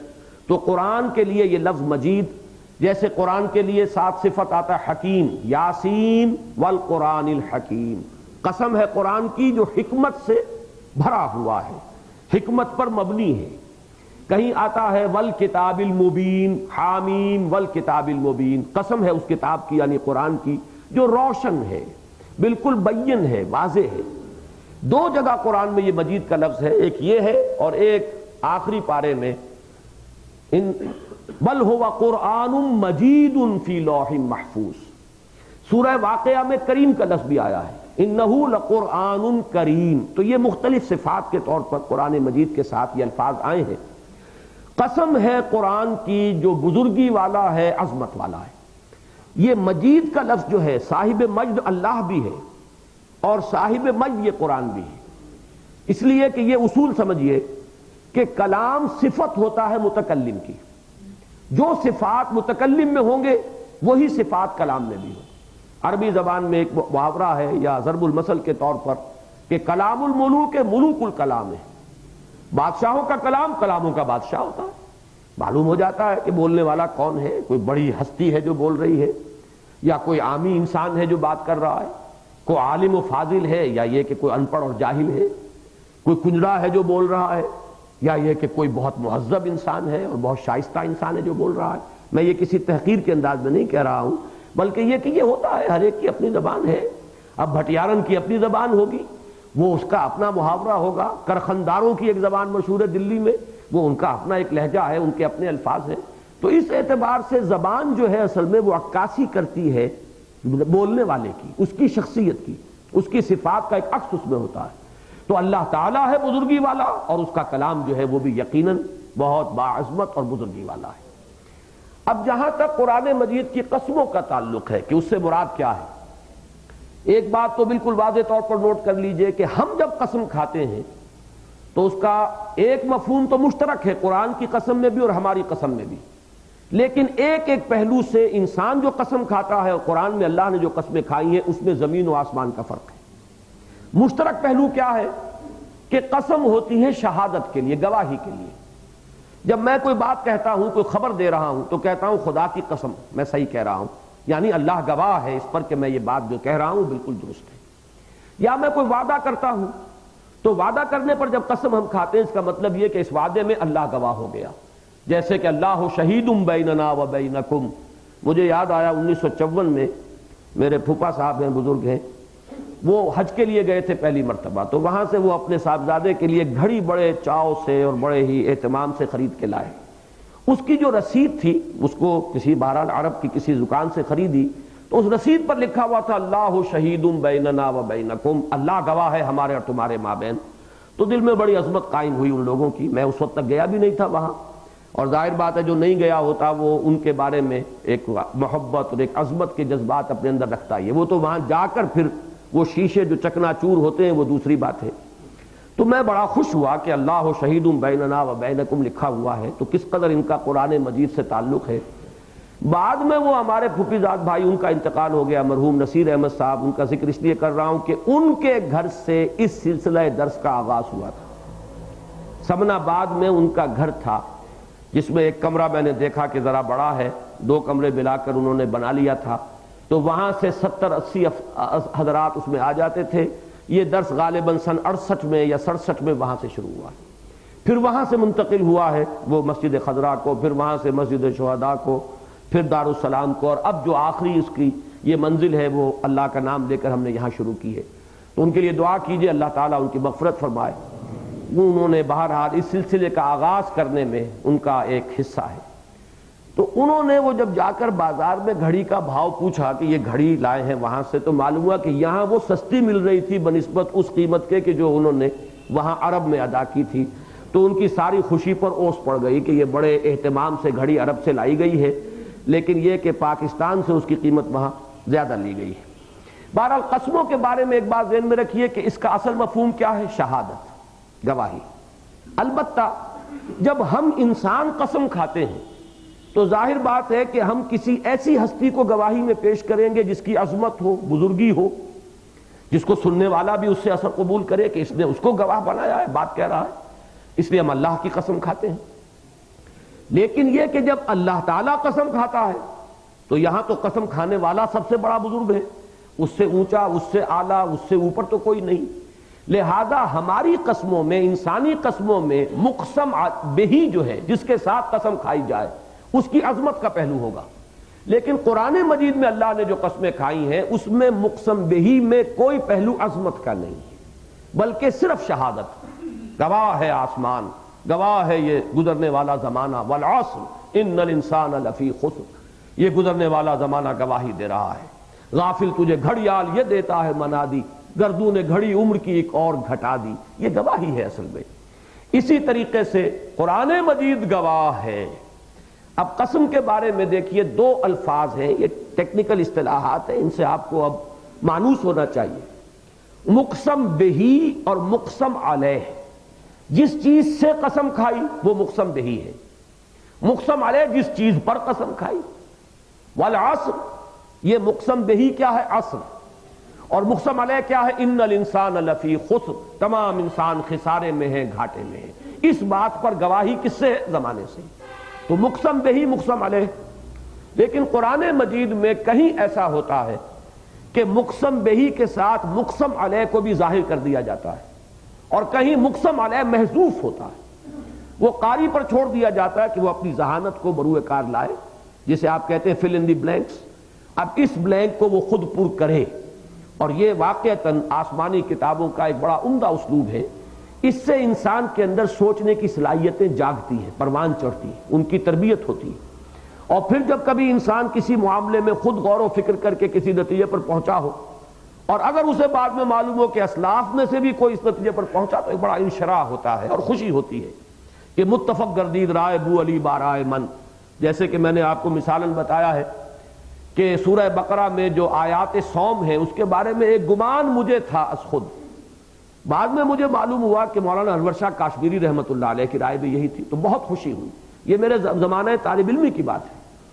اس کے بعد مجھے معلوم ہوا جب میں نے تفسیر امام راضی پڑھی کہ یہ تو سلف کے اندر بھی بات موجود تھی، لیکن بدقسمتی سے اس دور کی جتنی تفسیریں ہیں ان میں کسی میں وہ بات موجود نہیں۔ اس وجہ سے میرے لیے تو وہ ایک نئی بات تھی، لیکن جب معلوم ہوا کہ مولانا انور شاہ کاشمیری بیہقی وقت ان کی رائے بھی وہی ہے، اور امام راضی کہہ رہے ہیں کہ سلف میں یہ رائے موجود تھی، تو اب ایک انشراح ہوا اور خوشی ہوئی کہ متفق گردید رائے بو علی بارائے من۔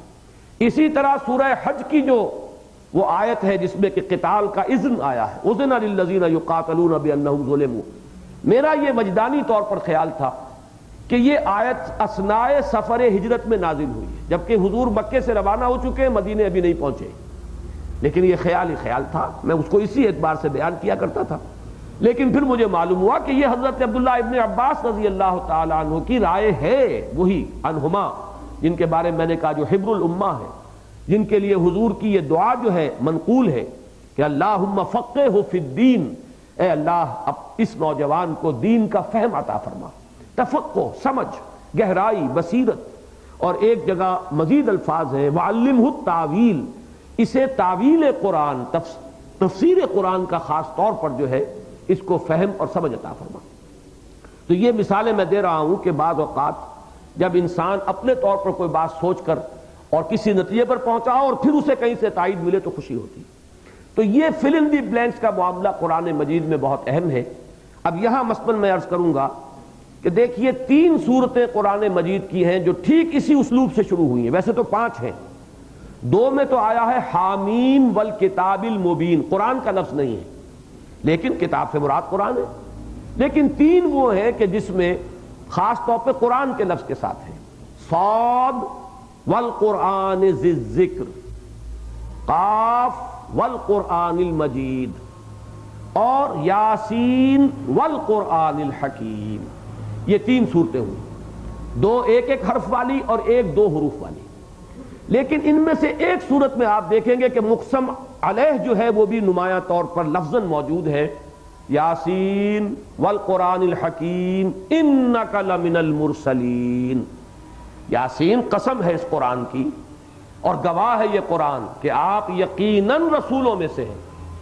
اب یہاں جو ہے مقسم علیہ بالکل واضح آ گیا، الفاظ کے اندر آ گیا، یہاں محذوف نہیں ہے، اسی سے قیاس کیجئے گا اب یہاں کہ والقرآن المجید انک لمن المرسلین، اس لیے کہ در حقیقت حضور کی رسالت کی سب سے بڑی دلیل یہ قرآن ہے، یا جسے میں اس انداز میں کہا کرتا ہوں کہ حضور کا سب سے بڑا معجزہ قرآن ہے۔ اسی کو قرآن جو ہے چیلنج کے انداز میں پیش کرتا ہے بار بار کہ اگر تمہیں کوئی شک ہے ان کنتم فی ریب مما نزلنا علی عبدنا فاتوا بسورۃ من مثلہ وادعوا شہداءکم من دون اللہ ان کنتم صادقین فإن لم تفعلوا ولن تفعلوا فاتقوا النار التي وقودها الناس والحجارہ اعدت للکافرین۔ اگر تمہیں کوئی شک ہے اس چیز کے بارے میں جو ہم نے اپنے بندے پر نازل کی ہے تو تم بھی ایک صورت میں جیسی بنا کر لا کے دکھا دو، اور جس کو بھی بلا سکتے ہو بلا لو، جنوں میں سے، انسانوں میں سے، شہداء تمہارے جو بھی ہوں، مددگار ہوں، سب کی مدد جمع کر لو، مجتمع کر لو اپنی قوتوں، اور ایک صورت بنا کر لے آؤ۔ اور اگر تم یہ نہ کر سکو اور ہرگز نہیں کر سکو گے، یہ ہے کمال دعوے کا کہ یہ ایک چیلنجنگ انداز، ہرگز نہیں کر سکو گے تو ڈرو اس آگ سے کہ جس کا ایندھن بنیں گے انسان اور پتھر۔ تو معلوم ہوا کہ حضور کا اصل معجزہ حضور کا سب سے بڑا معجزہ، حضور کے رسالت کی سب سے بڑی دلیل خود قرآن مجید ہے۔ تو یاسین والقرآن الحکیم انک لمن المرسلین، وہ مضمون جو میں نے سورہ بقرہ کے حوالے سے بیان کیا ہے، یہ مضمون سورہ بنی اسرائیل میں بھی ہے۔ قل لئن اجتمعت الانس والجن علی ان یاتوا بمثل هذا القرآن لا یاتون بمثلہ ولو کان بعضهم لبعض ظہیرا، یہ مضمون سورہ ہود میں بھی ہے، یہ مضمون سورہ یونس میں بھی ہے، اور پھر یہ مضمون بڑی شان کے ساتھ اور بڑے چیلنجنگ انداز میں، بڑے متحدیانہ انداز میں آیا ہے آخری مرتبہ سورہ بقرہ میں۔ آخری کیوں کہا میں نے؟ حالانکہ سورہ بقرہ تو شروع میں ہے قرآن کے، آخری اس لیے کہ وہ مدنی ہے، اور باقی جن صورتوں میں یہ مضمون آیا ہے وہ مکیات ہیں، ترتیب نزولی کے اعتبار سے سورہ بقرہ ان میں آخری شمار ہوگی۔ تو اب وہاں جو یاسین کے حوالے سے ہم سمجھیں گے، یاسین والقرآن الحکیم انک لمن المرسلین، قاف والقرآن المجید انک لمن المرسلین، یا یہ کہ جو بھی اب اس کے اندر آپ معانی کے اندر اضافہ کرتے جائیں، یہ قرآن اس پر گواہ ہے، صاحب شرف و عزت، کہ آپ اللہ کے رسول ہیں، جو کچھ اس میں ہے وہ حق ہے، جس چیز کی یہ خبر دے رہا ہے وہ شدنی ہے، ہو کر رہے گا، اس میں کوئی شک والی بات نہیں ہے۔ الف لام میم ذالک الکتاب لا ریب فیہ، یہ سارا گویا کہ محذوف ہے یہاں پر، اور اسے لفظاً میں بیان کروں گا تو وہ سورہ یاسین کے حوالے سے القرآن یفسر بعضہ بعضا کے اصول کے تحت، تو یہاں پر بھی گویا کہ وہ آیت محذوف مانی جائے گی کہ انک لمن المرسلین، قاف والقرآن المجید بل عجبوا ان جاءہم منذر منہم فقال الکافرون ھذا شیء عجیب، بلکہ وہ اس تعجب میں مبتلا ہو گئے ہیں، تعجب کر رہے ہیں کہ آیا ان کے پاس ایک خبردار کرنے والا، جاءہم منذرن، منذرن انذار سے بنا ہے، اسلام سے مسلم، مسلمن، ایمان سے مومنن، انذار سے منذرن، یہ اس میں فاعل ہے، اور صفت مشبہ کے طور پر یہ لفظ آتا ہے نذیر، قرآن مجید میں دونوں شکلوں میں آیا، منذر بھی اور نذیر بھی۔ ان انت الا نذیر، اے نبی آپ نہیں ہیں مگر خبردار کرنے والے۔ اور انذار کے معنی کیا ہے یہ بارہا میں عرض کر چکا ہوں کہ اس کے ترجمے میں عام طور پر ایک بے احتیاطی ہو جاتی ہے، میں اسے غلطی نہیں کہتا، بے احتیاطی ہے، عام طور پہ ترجمہ کر دیا گیا ہے ڈرانے والا، انذر ڈراؤ، یہ لفظ مناسب نہیں ہے، بلکہ خبردار کرنا۔ ڈرانا جو ہے وہ کوئی اچھی بات نہیں ہے، عام طور پر خوف کو ایک منفی سینٹیمنٹ اور ایک منفی جذبہ سمجھا جاتا ہے، اور اسی بنیاد پر عیسائیوں کو اعتراض کا موقع ملا ہے کہ قرآن زیادہ فیئر جو ہے انسان کا اس کو اپیل کرتا ہے، جبکہ ہماری کتاب انجیل جو ہے وہ لو آف گاڈ کو زیادہ اپیل کرتی ہے، اس کا زیادہ جو ہے اپیل وہ اللہ کی محبت کی طرف ہے۔ تو یہ کہنے کا انہیں کیوں موقع ملا کہ قرآن میں خوف بھی ہے، اس کا بھی ترجمہ ڈر، انذار ہے اس کا بھی ڈر، تقویٰ ہے اس کا بھی ڈر، حالانکہ یہ تینوں الفاظ بالکل مختلف ہیں۔ خوف کا تخویف کے معنی ہوں گے ڈرانا، ذالکم الشیطان یخوف اولیاء، یہ شیطان ہے جو تمہیں ڈراتا ہے اپنے دوستوں سے، یا ڈراتا ہے اپنے دوستوں کو، تو تخویف کا لفظ قرآن میں موجود ہے۔ انذار کے معنی ڈرانا نہیں، خبردار کرنا، جس کی مثال بہترین وہ ہے کہ ایک شخص چلا جا رہا ہے سڑک پر، اور وہ اندھا ہے بیچارہ، وہ نہیں دیکھ رہا کہ سڑک جو ہے کھدی ہوئی ہے، اندر وہ جائے گا گرے گا، اس کی ہڈی پسلی ٹوٹے گی، تو آپ دور سے اسے پکار کر کہتے ہیں دیکھنا بھائی بچنا، آگے کھائی ہے۔ اب یہ ڈرانا نہیں ہے، ڈرایا تو جاتا کسی خوفناک شے سے، یہ خوفناک چیز نہیں ہے، بلکہ ایک چیز کے جس کا کہ کوئی انسان جس سے دوچار ہو سکتا ہے نقصان دہ شے، اس کے لیے اس سے باخبر کر دینا۔ تو خبردار کرنا فارسی میں کہیں گے، باخبر کرنا ہم اردو میں کہہ دیں گے، اور انگریزی میں اس کے لیے بہترین لفظ ہے وارن، وارنر، منذر، خبردار کر دینے والا۔ جس راستے پر تم جا رہے ہو، جو تمہارے لچھن ہے، جو تمہاری سیرت و کردار کا رنگ ہے، تو بہت برے انجام سے دوچار ہوگے، جہنم میں تمہیں جھونک دیا جائے گا۔ اب یہ در حقیقت تخویف نہیں ہے بلکہ انذار ہے۔ اسی طرح تقویٰ کے معنی ڈر نہیں ہے، بلکہ تقویٰ کے معنی بچنا، متقی بچنے والا، بچ کر چلنا۔ آدمی جیسے کہ حضرت ابی ابن کعب ہی سے منقول ہے کہ حضرت عمر کی مجلس شورا میں ایک مرتبہ یہ بحث چل گئی کہ متقی کے کیا معنی ہے، تقویٰ کہتے کسے، رضی اللہ تعالی عنہ، تو سب لوگوں نے اپنی اپنی رائے کا اظہار کیا، یہ خاموش تھے حضرت ابی ابن کعب رضی اللہ تعالی عنہ۔ حضرت عمر نے خاص طور پر ان سے یہ فرمائش کی کہ آپ کچھ فرمائیے، تو انہوں نے بہترین تشریح کی ہے جس پر سب کا اتفاق ہو گیا کہ بہترین تعبیر یہی ہے۔ انہوں نے کہا کہ امیر المومنین، آپ دیکھتے ہیں کہ اگر کسی شخص کو کسی ایسے جنگل میں سے گزرنا پڑے جس میں خاردار جھاڑیاں ہوں، اور اس پر میں اضافہ کر رہا ہوں کہ جس میں لمبی لمبی گھاس بھی ہے، کچھ پتہ نہیں کہیں کوئی بل ہے، کوئی کھڈا ہے، کوئی بنا ہوا راستہ نہیں ہے، تو اب کیسے انسان پھونک پھونک کر قدم رکھے گا، اپنے کپڑوں کو سمیٹے گا، بچ کر نکلے گا کہ کہیں کسی جھاڑی میں الجھ نہ جاؤں، میرے کپڑے جو ہے کہیں الجھ نہ جائیں۔ تو یہ روش جو ہے بچ بچ کر چلنے کی، احتیاط کے ساتھ چلنے کی، یہ روش تقویٰ ہے۔ تو یہ دنیا جس میں ہم اس وقت زندگی بسر کر رہے ہیں، اس میں ہر چہار طرف جھاڑیاں ہیں، کانٹوں بھری جھاڑیاں، گناہ کی دعوت ہے، معصیت کے لیے تحریکیں موجود ہیں، طرح طرح کی ٹیمپٹیشنز ہیں غلط کاموں کے لیے۔ اب ان جھاڑیوں سے بچ کر نکل جانا، صراط مستقیم پر گامزن رہنا، یہ تقویٰ کی روش ہے۔ تو یہاں بھی نوٹ کیجئے کہ بل عجبوا ان جاءہم منذر، بلکہ انہیں تعجب اس بات پر ہوا ہے کہ ان کے پاس تشریف لایا صلی اللہ علیہ وسلم ایک خبردار کرنے والا جو انہی میں سے ہے۔ اس میں اب تعجب کی چیزیں دیکھیے کیا کیا ہے۔ ایک تو انذار آخرت ان کے لیے تعجب کی بات تھی کہ قیامت ہوگی، تم سب کھڑے کر دیے جاؤ گے، زندہ کیے جاؤ گے، ایک میدان میں جمع ہوگے، حساب کتاب ہوگا، فیصلے ہوں گے، جنت اور دوزخ ہے، ابدی ہے۔ اب یہ تو بڑی تعجب کی بات تھی ان لوگوں کے لیے۔ آپ اپنے اوپر قیاس نہ کیجئے، جن لوگوں کے ہاں یہ عقیدہ سرے سے موجود نہ رہا ہو یا بہت ہی تحت الشعور میں اتر گیا ہو، ان کو جب یہ بات کہی جائے گی تو وہ تو بہت ایک دم اپرائیں گے اس سے کہ بڑی عجیب بات ہے۔ تو پہلی تو بات ان کے لیے جو تعجب خیز تھی وہ یہ انذار آخرت۔ دوسرے یہ کہ منہم، ہم میں سے ایک آدمی ہے، اس کو کوئی سرخاب کا پر نہیں لگا ہوا ہے، آسمان سے نہیں اترا ہے، وہ اگر فرشتہ کے مانند ہوتا اور وہ پروں کے اوپر پروں سے تیرتا ہوا وہ آ رہا ہوتا تب بھی ہم مان لیتے کہ یہ خبر دے رہا ہے، یہ تو ہم میں سے ہے۔ بھئی عبداللہ کا بیٹا ہے، عبد المطلب کا پوتا ہے، ابو طالب کا بھتیجا ہے، یہ ہم میں سے ہے۔ ایسے بزرگ بھی موجود ہوں گے جنہوں نے حضور کا بچپن دیکھا ہو، ہمارے سامنے گڈلیوں چلتا تھا، ہمارے سامنے گھٹنوں چلتا تھا، ہمارے سامنے اس کا لڑکپن ہے، آج یہ کھڑا ہو گیا یہ خبر دینے کے لیے کہ مجھ پر وحی آتی ہے، فرشتہ آتا ہے، اس نے مجھے یہ کہا ہے۔ تو منہم در حقیقت اس میں ان کے تعجب کی دوسری اہم بات ہے، اور یہی ہے اصل میں کہ جس سے تعلق جڑتا ہے مقسم علیہ سے کہ یاسین والقرآن الحکیم انک لمن المرسلین، اس لیے کہ انذار کے لیے سند تو یہی ہے نا کہ میں رسول ہوں، اور تو کوئی سند نہیں۔ در حقیقت جو بات بھی حضور فرما رہے ہیں، قرآن میں جو کچھ کہا گیا ہے، اس کے لیے سند کیا ہے؟ اس کے لیے اصل دلیل، عقلی دلیل ہو، فطرت کی دلیل ہو، یہ سب ثانوی چیزیں ہیں۔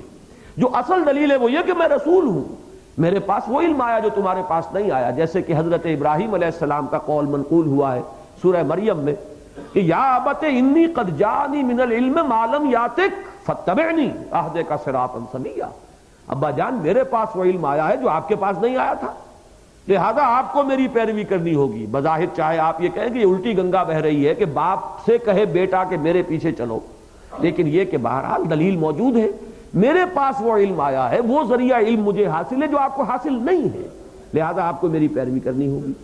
تو اصل میں چونکہ اس سب کے لیے جو واقعی اور حقیقی دلیل ہے وہ ہے رسالت، اس کے لیے دلیل ہے قرآن مجید۔ تو یہاں اب اس کا تعلق جڑ گیا کہ بل عجبوا ان جاءہم منذر منہم فقال الکافرون ھذا شیء عجیب، تو کہا ان کافروں نے، منکروں نے، کفر کے لفظی معنی ہے کسی شے کو چھپا لینا، اسی لیے یہ شکر کے مقابلے کا لفظ ہے اصلاً، اس لیے کہ شکر کسے کہتے ہیں؟ آپ کے ساتھ کوئی احسان کرے تو آپ کے دل کے اندر سے ایک جذبہ تشکر، احسان مندی کے جذبات ابھرتے ہیں اگر فطرت مسخ نہیں ہوئی۔ اگر کسی نے اس کو ظاہر کر دیا تو آپ کہیں گے کہ یہ شخص بڑا شکور ہے، شکر گزار ہے، احسان مند ہے، اور اس نے اس کو چھپا لیا، ظاہر نہیں کیا، احسان نہیں مانا، تو اسے ہم کیا کہتے ہیں کہ وہ کفور ہے، ناشکرا ہے۔ اسی سے لفظ ہمارے ہاں کفران نعمت مستعمل ہے کہ کسی نے انعام کیا، کسی نے نعمت عطا کی، اس کا شکریہ ادا کرنا چاہیے تھا، نہیں کیا ہے تو یہ کفران نعمت ہے۔ تو کفر اصل میں شکر کے لفظ کا مقابلے کا لفظ ہے۔ اب اصطلاحاً کیا ہے کہ قرآن مجید جن باتوں کی دعوت دے رہا ہے وہ فطرت انسانی میں ہے، اور جب قرآن انسان سنتا ہے تو فطرت سے اس کی گواہی ابھرتی ہے۔ اب اگر ایک شخص اس گواہی کو دبا دیتا ہے کسی مصلحت کی وجہ سے، کسی اپنے مفاد کی وجہ سے، اپنے ماحول کے دباؤ کی وجہ سے، عصبیت کی وجہ سے، ضد کی وجہ سے، ہٹ دردی کی وجہ سے، تو یہ کفر ہے۔ گویا کہ اس نے اس گواہی کو دبا دیا، چھپا لیا، جو اس کی فطرت کی گہرائیوں سے ابھری تھی کہ یہ بات صحیح ہے۔ اس معنی میں اس لفظ کو اب ہم، جو انکار کرنے والا ہے رسول کی رسالت کا، وہ در حقیقت کافر ہے، وہ منکر ہے۔ اگرچہ آگے اس سے بڑھ جائے گا، رسول کو مانتا ہو، رسول کو خاتم النبیین نہ مانے تب بھی کافر ہوگا، رسول کو مانتا ہو آخرت کو نہ مانے تب بھی کافر ہوگا، رسول کو مانتا ہو اللہ کو مانے لیکن علی کل شیء قدیر نہیں مانتا، اس کی صفت کا انکار کرتا تب بھی کافر ہو جائے گا۔ اب یہ اس کی بحثیں ہیں پھر آگے، لیکن اصلاً یہ لفظ کہاں سے چلا ہے اس کو جان لینا چاہیے کہ کفر اصل میں شکر کے لفظ کے بالمقابل ہے، یہ اس کی ضد ہے۔ جیسے وہ احسان مندی کا جذبہ اندر سے ابھرتا ہے اور ایک ناشکرا انسان اسے دبا دیتا ہے، ایسے ہی قرآن کے مضامین پر ایک فطرت میں سے گواہی اندر سے ابھرتی ہے کہ یہ صحیح ہے۔ اب ایک انسان اگر اسے دبا دیتا ہے اور انکار کرتا ہے تو یہ کفر ہے۔ فقال الکافرون ھذا شیء عجیب، تو کہا ان کافروں نے کہ یہ تو بڑی عجیب بات ہے، بہت ہی ناقابل فہم، بہت ہی بعید از قیاس۔ اب وہ کیا بعید از قیاس ہے اس کو اگلی آیت پڑھ لیجئے تو پھر میں اس کی ایک نظیر آپ کو قرآن میں دکھاؤں گا۔ اَإِذَا مِتْنَا وَكُنَّا تُرَابًا ذَلِكَ رَجْعٌ بَعِيدٌ، کیا جب ہم مر جائیں گے، اب یہاں پہ صیغے استعمال ہو رہے ہیں ماضی کے، متنا ہم مر گئے، وَكُنَّا تُرَابًا اور ہم ہو گئے مٹی۔ اگرچہ یہ مستقبل کی بات ہے لیکن قرآن مجید میں اور عربی زبان میں یہ اسلوب ہے کہ اگر کوئی شے بالکل قطعی اور حتمی ہو تو وہ بھی ماضی کے صیغے میں آتی ہے، اسی لیے آخرت کے احوال قرآن مجید میں ماضی کے صیغے میں آتے ہیں۔ اسی میں آئے گا اُزْلِفَتِ الْجَنَّةُ لِلْمُتَّقِينَ، لے آئی گئی جنت متقین کے قریب تیار کر کے۔ وہ ایسا حتمی اور یقینی واقعہ ہے کہ ہونا ہے، شدنی ہے۔ تو جیسے فعل ماضی یقینی ہوتا ہے، جو ہو چکا اب اس میں تو شک نہیں نا، مستقبل میں شک ہوگا، وہ جائے گا، پتہ نہیں جائے گا کہ نہیں جائے گا، لیکن وہ گیا، وہ تو گیا، اس کے اندر کوئی شک نہیں۔ تو ماضی میں جس طریقے سے قطعیت ہوتی ہے، اسی طریقے سے جہاں قطعیت ہو وہاں ماضی کا استعمال ہو جاتا ہے، یہ گویا کہ اس کا کنورس یوز ہے۔ تو ترجمہ اس کا لفظی ہوگا جب ہم مر گئے، وَكُنَّا تُرَابًا اور ہو گئے مٹی، اور اس کا بامحاورہ ترجمہ ہوگا کیا جب ہم مر جائیں گے۔ یہ کیا ہے؟ یہ حمزہ ہے، دیکھیے یہ حمزہ پر زبر، اس کو ایسے بھی لکھ سکتے ہیں، الف لکھ کر اس کے اوپر زبر لگائیں گے تو وہ بھی حمزہ شمار ہوگا۔ اَإِذَا مِتْنَا، کیا جب ہم مر جائیں گے، وَكُنَّا تُرَابًا اور ہم مٹی ہو جائیں گے، مٹی ہو کر مٹی میں مل جائیں گے، ذَلِكَ رَجْعٌ بَعِيدٌ، یہاں بھی دیکھیے حذف ہے، تو کیا پھر ہمیں لوٹا دیا جائے گا؟ اس کو حذف کر دیا، ذَلِكَ رَجْعٌ بَعِيدٌ سے وہ خود بخود ظاہر ہو رہا ہے، یہ لوٹنا تو بہت دور کا ہے، یہ رجعت جو ہے ہماری سمجھ میں نہیں آتی۔ جب مٹی ہو کر مٹی میں مل جائیں گے تو کیسے ممکن ہے کہ پھر لوٹ آئیں، زندگی پھر ہمیں مل جائے، پھر ہمیں زندہ کر لیا جائے۔ اب جو میں آپ کو اس کی نظیر دکھانا چاہتا ہوں اور اس سے در حقیقت ایک ثبوت ملے گا، وہ جو میں نے دو مختلف گروپوں کا آپ کو بلکہ 3 کا بتایا کہ 2 گروپ جو ہے پہلے مکیات کے، اس میں اصل مضمون ہے رسالت، پھر درمیانی 2 گروپ جو ہیں اس میں اصل مضمون ہے توحید، اور یہ آخری 2 گروپ جو ہے اس میں اصل مضمون ہے آخرت۔ اب اس کو دیکھیے سورہ صاد، آپ کے پاس قرآن مجید نہیں ہے، بہرحال اس کا تو اب مجبوری ہے، میں پڑھ کر سنا رہا ہوں، چونکہ اسلوب کے اعتبار سے اس قاف اور صاد میں بڑی مناسبت ہے۔ سورہ صاد ہے یہ، قاف والقرآن المجید، صاد والقرآن ذی الذکر، بل الذین کفروا، تیسری آیت دوسری وہاں بھی بل سے شروع ہوئی، بل الذین کفروا فی عزت وشقاق، کم اہلکنا من قبلہم من قرن فنادوا ولات حین مناس وعجبوا ان جاءہم منذر منہم وقال الکافرون ھذا ساحر کذاب اجعل الآلہۃ الہا واحدا ان ھذا لشیء عجاب۔ اب یہ عجیب کے لفظ پر یہ آیت ختم ہوئی تھی، اور یہ سلسلہ جو ہے جو آیات کا میں نے آپ کو پڑھ کر سنایا، یہ بل سے شروع ہو کر اور عجاب پر ختم ہوا ہے۔ لیکن یہاں تعجب کی بات کون سی تھی؟ اجعل الآلہۃ الہا واحدا، عجیب بات ہے، کیا اس شخص نے سارے معبود ختم کر کے بس ایک بنا دیا؟ یہ ان کے اس مشرکانہ ماحول میں جہاں 360 بت رکھے ہوئے تھے، جہاں نہ معلوم اور بھی مختلف وادیوں کے اندر استھان بنے ہوئے تھے، اتنے آلہہ تھے بے شمار، اجعل الآلہۃ الہا واحدا، کیا اس شخص نے تمام معبودوں کو بس ایک معبود میں گم کر دیا، ایک ہی بنا دیا، باقی سب غائب؟ تو ھذا ان ھذا لشیء عجاب، یہ چیز تو بڑی ہی تعجب کے قابل ہے، بڑی ہی ناقابل یقین ہے۔ اب یہاں تعجب کس بات پر کیا جا رہا ہے؟ توحید پر، اس لیے کہ یہ صورتیں جو ہے یہ ان گروپس کے اندر ہے سورہ صاد کہ جس کا اصل مضمون مرکزی کیا ہے؟ توحید ہے۔ یہاں کس چیز پر تعجب ہے؟ اَإِذَا مِتْنَا وَكُنَّا تُرَابًا ذَلِكَ رَجْعٌ بَعِيدٌ، کیا جب ہم مر جائیں گے اور ہم مٹی ہو کر مٹی میں مل جائیں گے تو یہ تو بہت دور کی بات معلوم ہوتی ہے، دور کی کوڑی لایا ہے، یہ نہ معلوم کتنی دور کی سوجی ہے۔ یعنی ان کے الفاظ میں اگر جذبات کی تعبیر کریں، بہرحال وہ الفاظ پھر بھی زبان پر آ گئے تھے، روک لیتا ہوں کہ حضور کے ذکر میں وہ ان الفاظ کا لانا بھی نامناسب ہے کہ جس انداز میں اس وقت یہ الفاظ کہے جا رہے تھے، لیکن قیاس کر لیجئے کس کس انداز میں انہوں نے کہا۔ ابھی ہم نے وہ آیت پڑھی ساحر کذاب، انہوں نے کہا کہ جھوٹا ہے، جادوگر ہے، اس نے تمام معبودوں کو ختم کر کے بس ایک معبود میں، ای دفتر بے معنی غرق میں نابولا، تو سارے معبودوں کو ایک معبود میں گم کر دیا۔ یہ تو بڑے تعجب کی بات ہے۔ یہاں ان کا تعجب جو ہے یہ بعث بعد الموت پر ہے، معاد پر ہے۔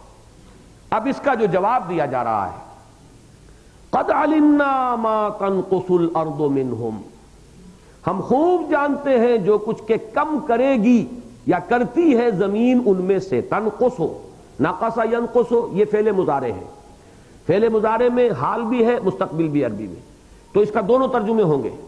ہم خوب جانتے ہیں، قد علمنا، خوب کا اضافہ کیوں ہوا؟ قد آ گیا یہاں۔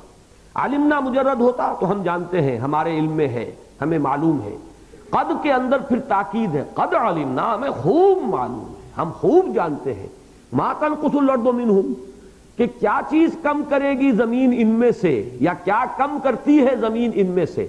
یعنی جب تم مردے کو دفن کر دیتے ہو تو یقین زمین جو ہے یقیناً کھاتی ہے اسے، اس کو مٹی بناتی ہے، لیکن اس میں وہ جو اس کا جسد ظاہری ہے وہ تحلیل ہو رہا ہے۔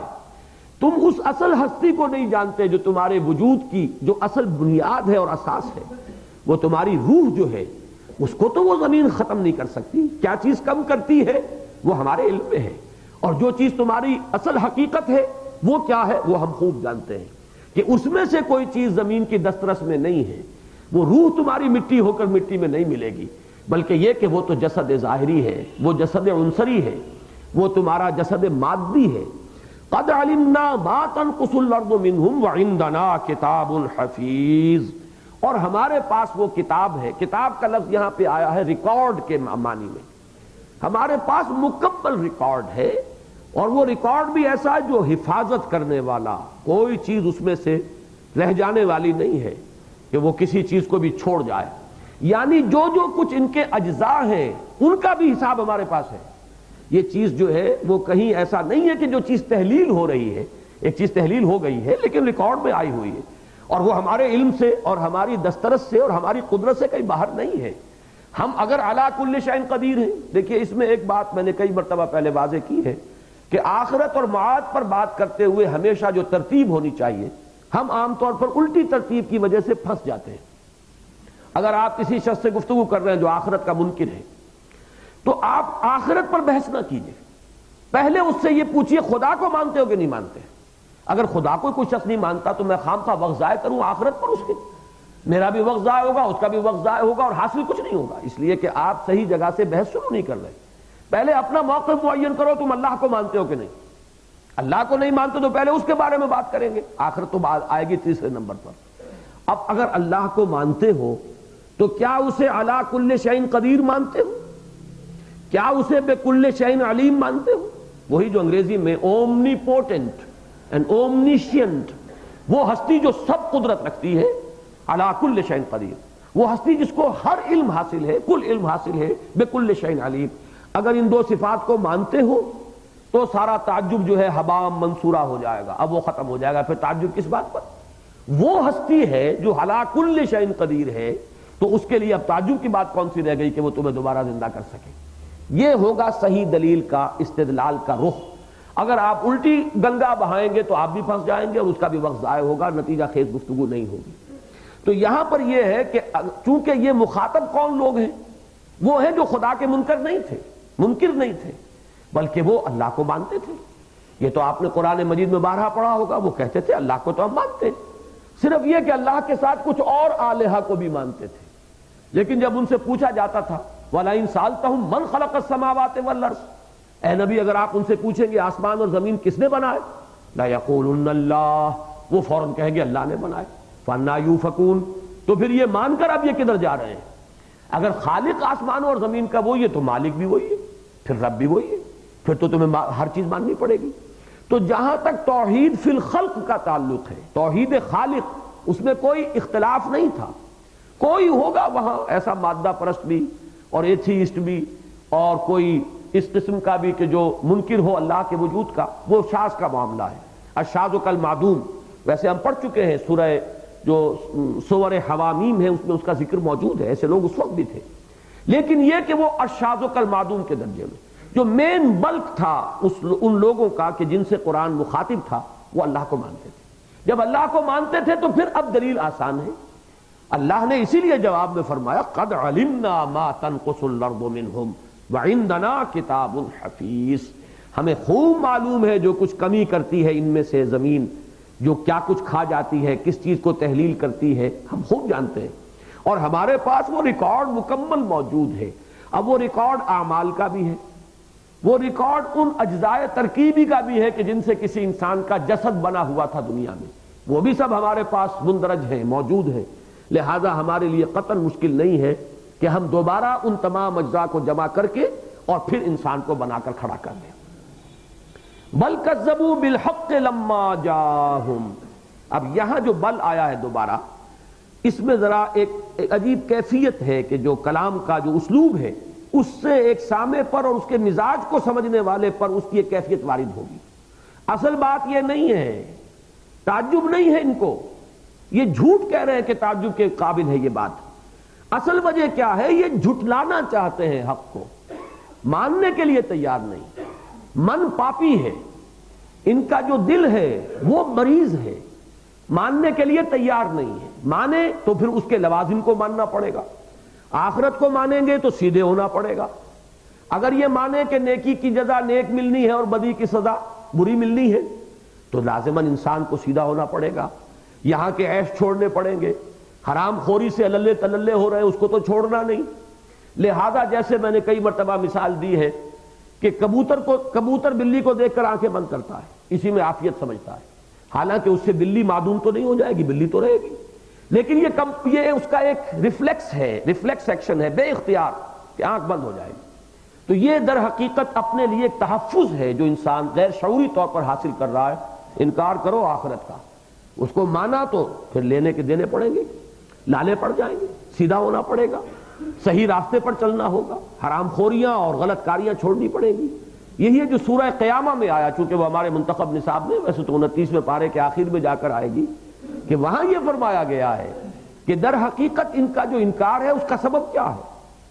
لا اقسم بیوم القیامہ ولا اقسم بالنفس اللوامہ ایحسب الانسان ان لن نجمع عظامہ بلا قادرین علی ان نسوی بنانہ بل یرید الانسان لیفجر امامہ۔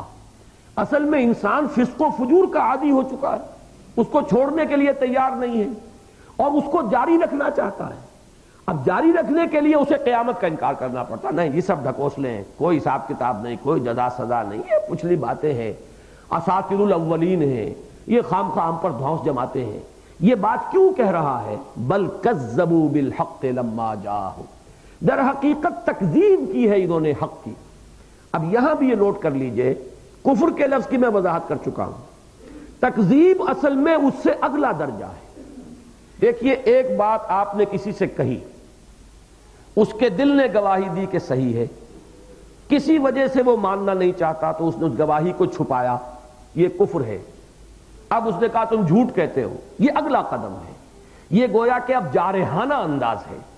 ایک صرف انفعالی کیفیت ہے کہ حق کی گواہی جو دل سے ملی تھی، فطرت کی گہرائیوں سے آپ نے اس کو تسلیم نہیں کیا، اس کو چھپا دیا۔ یہ ایک جرم ہے، تکذیب دوہرا جرم ہے کہ اب آپ نے ڈھٹائی کے ساتھ یہ کہا، جس کی صداقت پر دل گواہی دے رہا ہے کہ یہ صحیح ہے، اس کو اب آپ کہتے ہیں کہ جھوٹ بول رہے ہو۔ یہ ہے گویا کہ جب تکذیب کے مرحلے تک کوئی آ جائے گا تو اب گویا کہ یہ شخص آخری درجے کو پہنچ گیا ہے جرم کے. چھپا لینا بھی جرم تھا. کتمان شہادہ، اس کو جو سورہ بقرہ کے 16ویں رکوع میں یہ لفظ آیا ہے، وَمَنْ أَظْلَمُ مِمَّنْ كَتَمَ شَهَادَةً عِنْدَهُ مِنَ اللَّهِ. اس شخص سے بڑھ کر ظالم کون ہوگا کہ جو ایک گواہی کو چھپا لے جو اس کے پاس ہے اللہ کی طرف سے امانت کے طور پر. تو جب کسی انسان کا دل کسی شے کی صداقت و حقانیت پر گواہی دے دے تو اب یہ اللہ کی طرف سے ایک امانت ہے اس کے پاس. اب اس کا اظہار، اعلان، اعتراف یہ اس کا فرض ہے. چھپایا تو یہ کتمان شہادت ہے، یہ جرم ہے. اس سے آگے بڑھ کر الٹا حملہ کیا کہ تم جھوٹ کہہ رہے ہو تو یہ گویا کہ یہ جارحیت ہے، اور یہاں پہنچ کر وہ جرم جو ہے وہ دو آدشہ نہیں سے آدشہ ہو گیا. تو یہاں یہ لفظ آیا بل کذبوا بالحق لما جاءہم. اب حق کا لفظ جو ہے یہ میں سورۃ العصر پر جو میرا کتاب چاہے اس میں بھی میں نے بیان کیے ہیں. مولانا فراہی نے بڑی خوبصورتی سے بحث کی ہے تفسیر سورۃ العصر میں کہ حق کے معنی کیا ہے. حق اصل میں عربی زبان میں کہلاتی ہے وہ شے جو بالفعل موجود ہو، حقیقی ہو، وہمی اور خیالی نہ ہو. وہمی اور خیالی چیز کو باطل کہیں گے. دوسرے معنی حق کے کیا ہیں؟ جو شدنی ہے، اٹل ہے، ہو کر رہنی ہے، جس کا وقوع میں آنا بلا شک و شبہ، ہر شک و شبہ سے بالا تر ہے. اسی طریقے سے جو چیز ہونے والی نہیں ہے وہ باطل ہو جائے گی حق کے مقابلے میں. تیسرے یہ کہ جو شے انسان پر اخلاقاً واجب ہو جائے وہ حق ہے. والدین کے یہ حقوق ہیں اولاد پر، پڑوسی کے یہ حقوق ہیں پڑوسی پر، تو یہ حقوق کیا ہے؟ یہ وجوب اخلاقی ہے، وہ بھی حق ہے. اور چوتھی چیز جو شے عقلاً اور منطقی طور پر ثابت ہو رہی ہو وہ حق ہے. جو چیز جو ہے عقلاً اور منطقی طور پر ثابت نہ ہو وہ باطل ہو جائے گی اس کے مقابلے میں. اب یہاں یہ کس معنی میں آیا ہے؟ شدنی کے معنی میں. ایک تو یہ کہ دو معنی لے سکتے ہیں، جو شے واقعی ہے، حقیقی ہے، وہمی اور خیالی نہیں ہے، یہ کسی مجذوب کی بڑھ نہیں ہے، یہ کسی مرگی کے مریض کے دورے کی باتیں نہیں ہیں، بلکہ یہ حق ہے.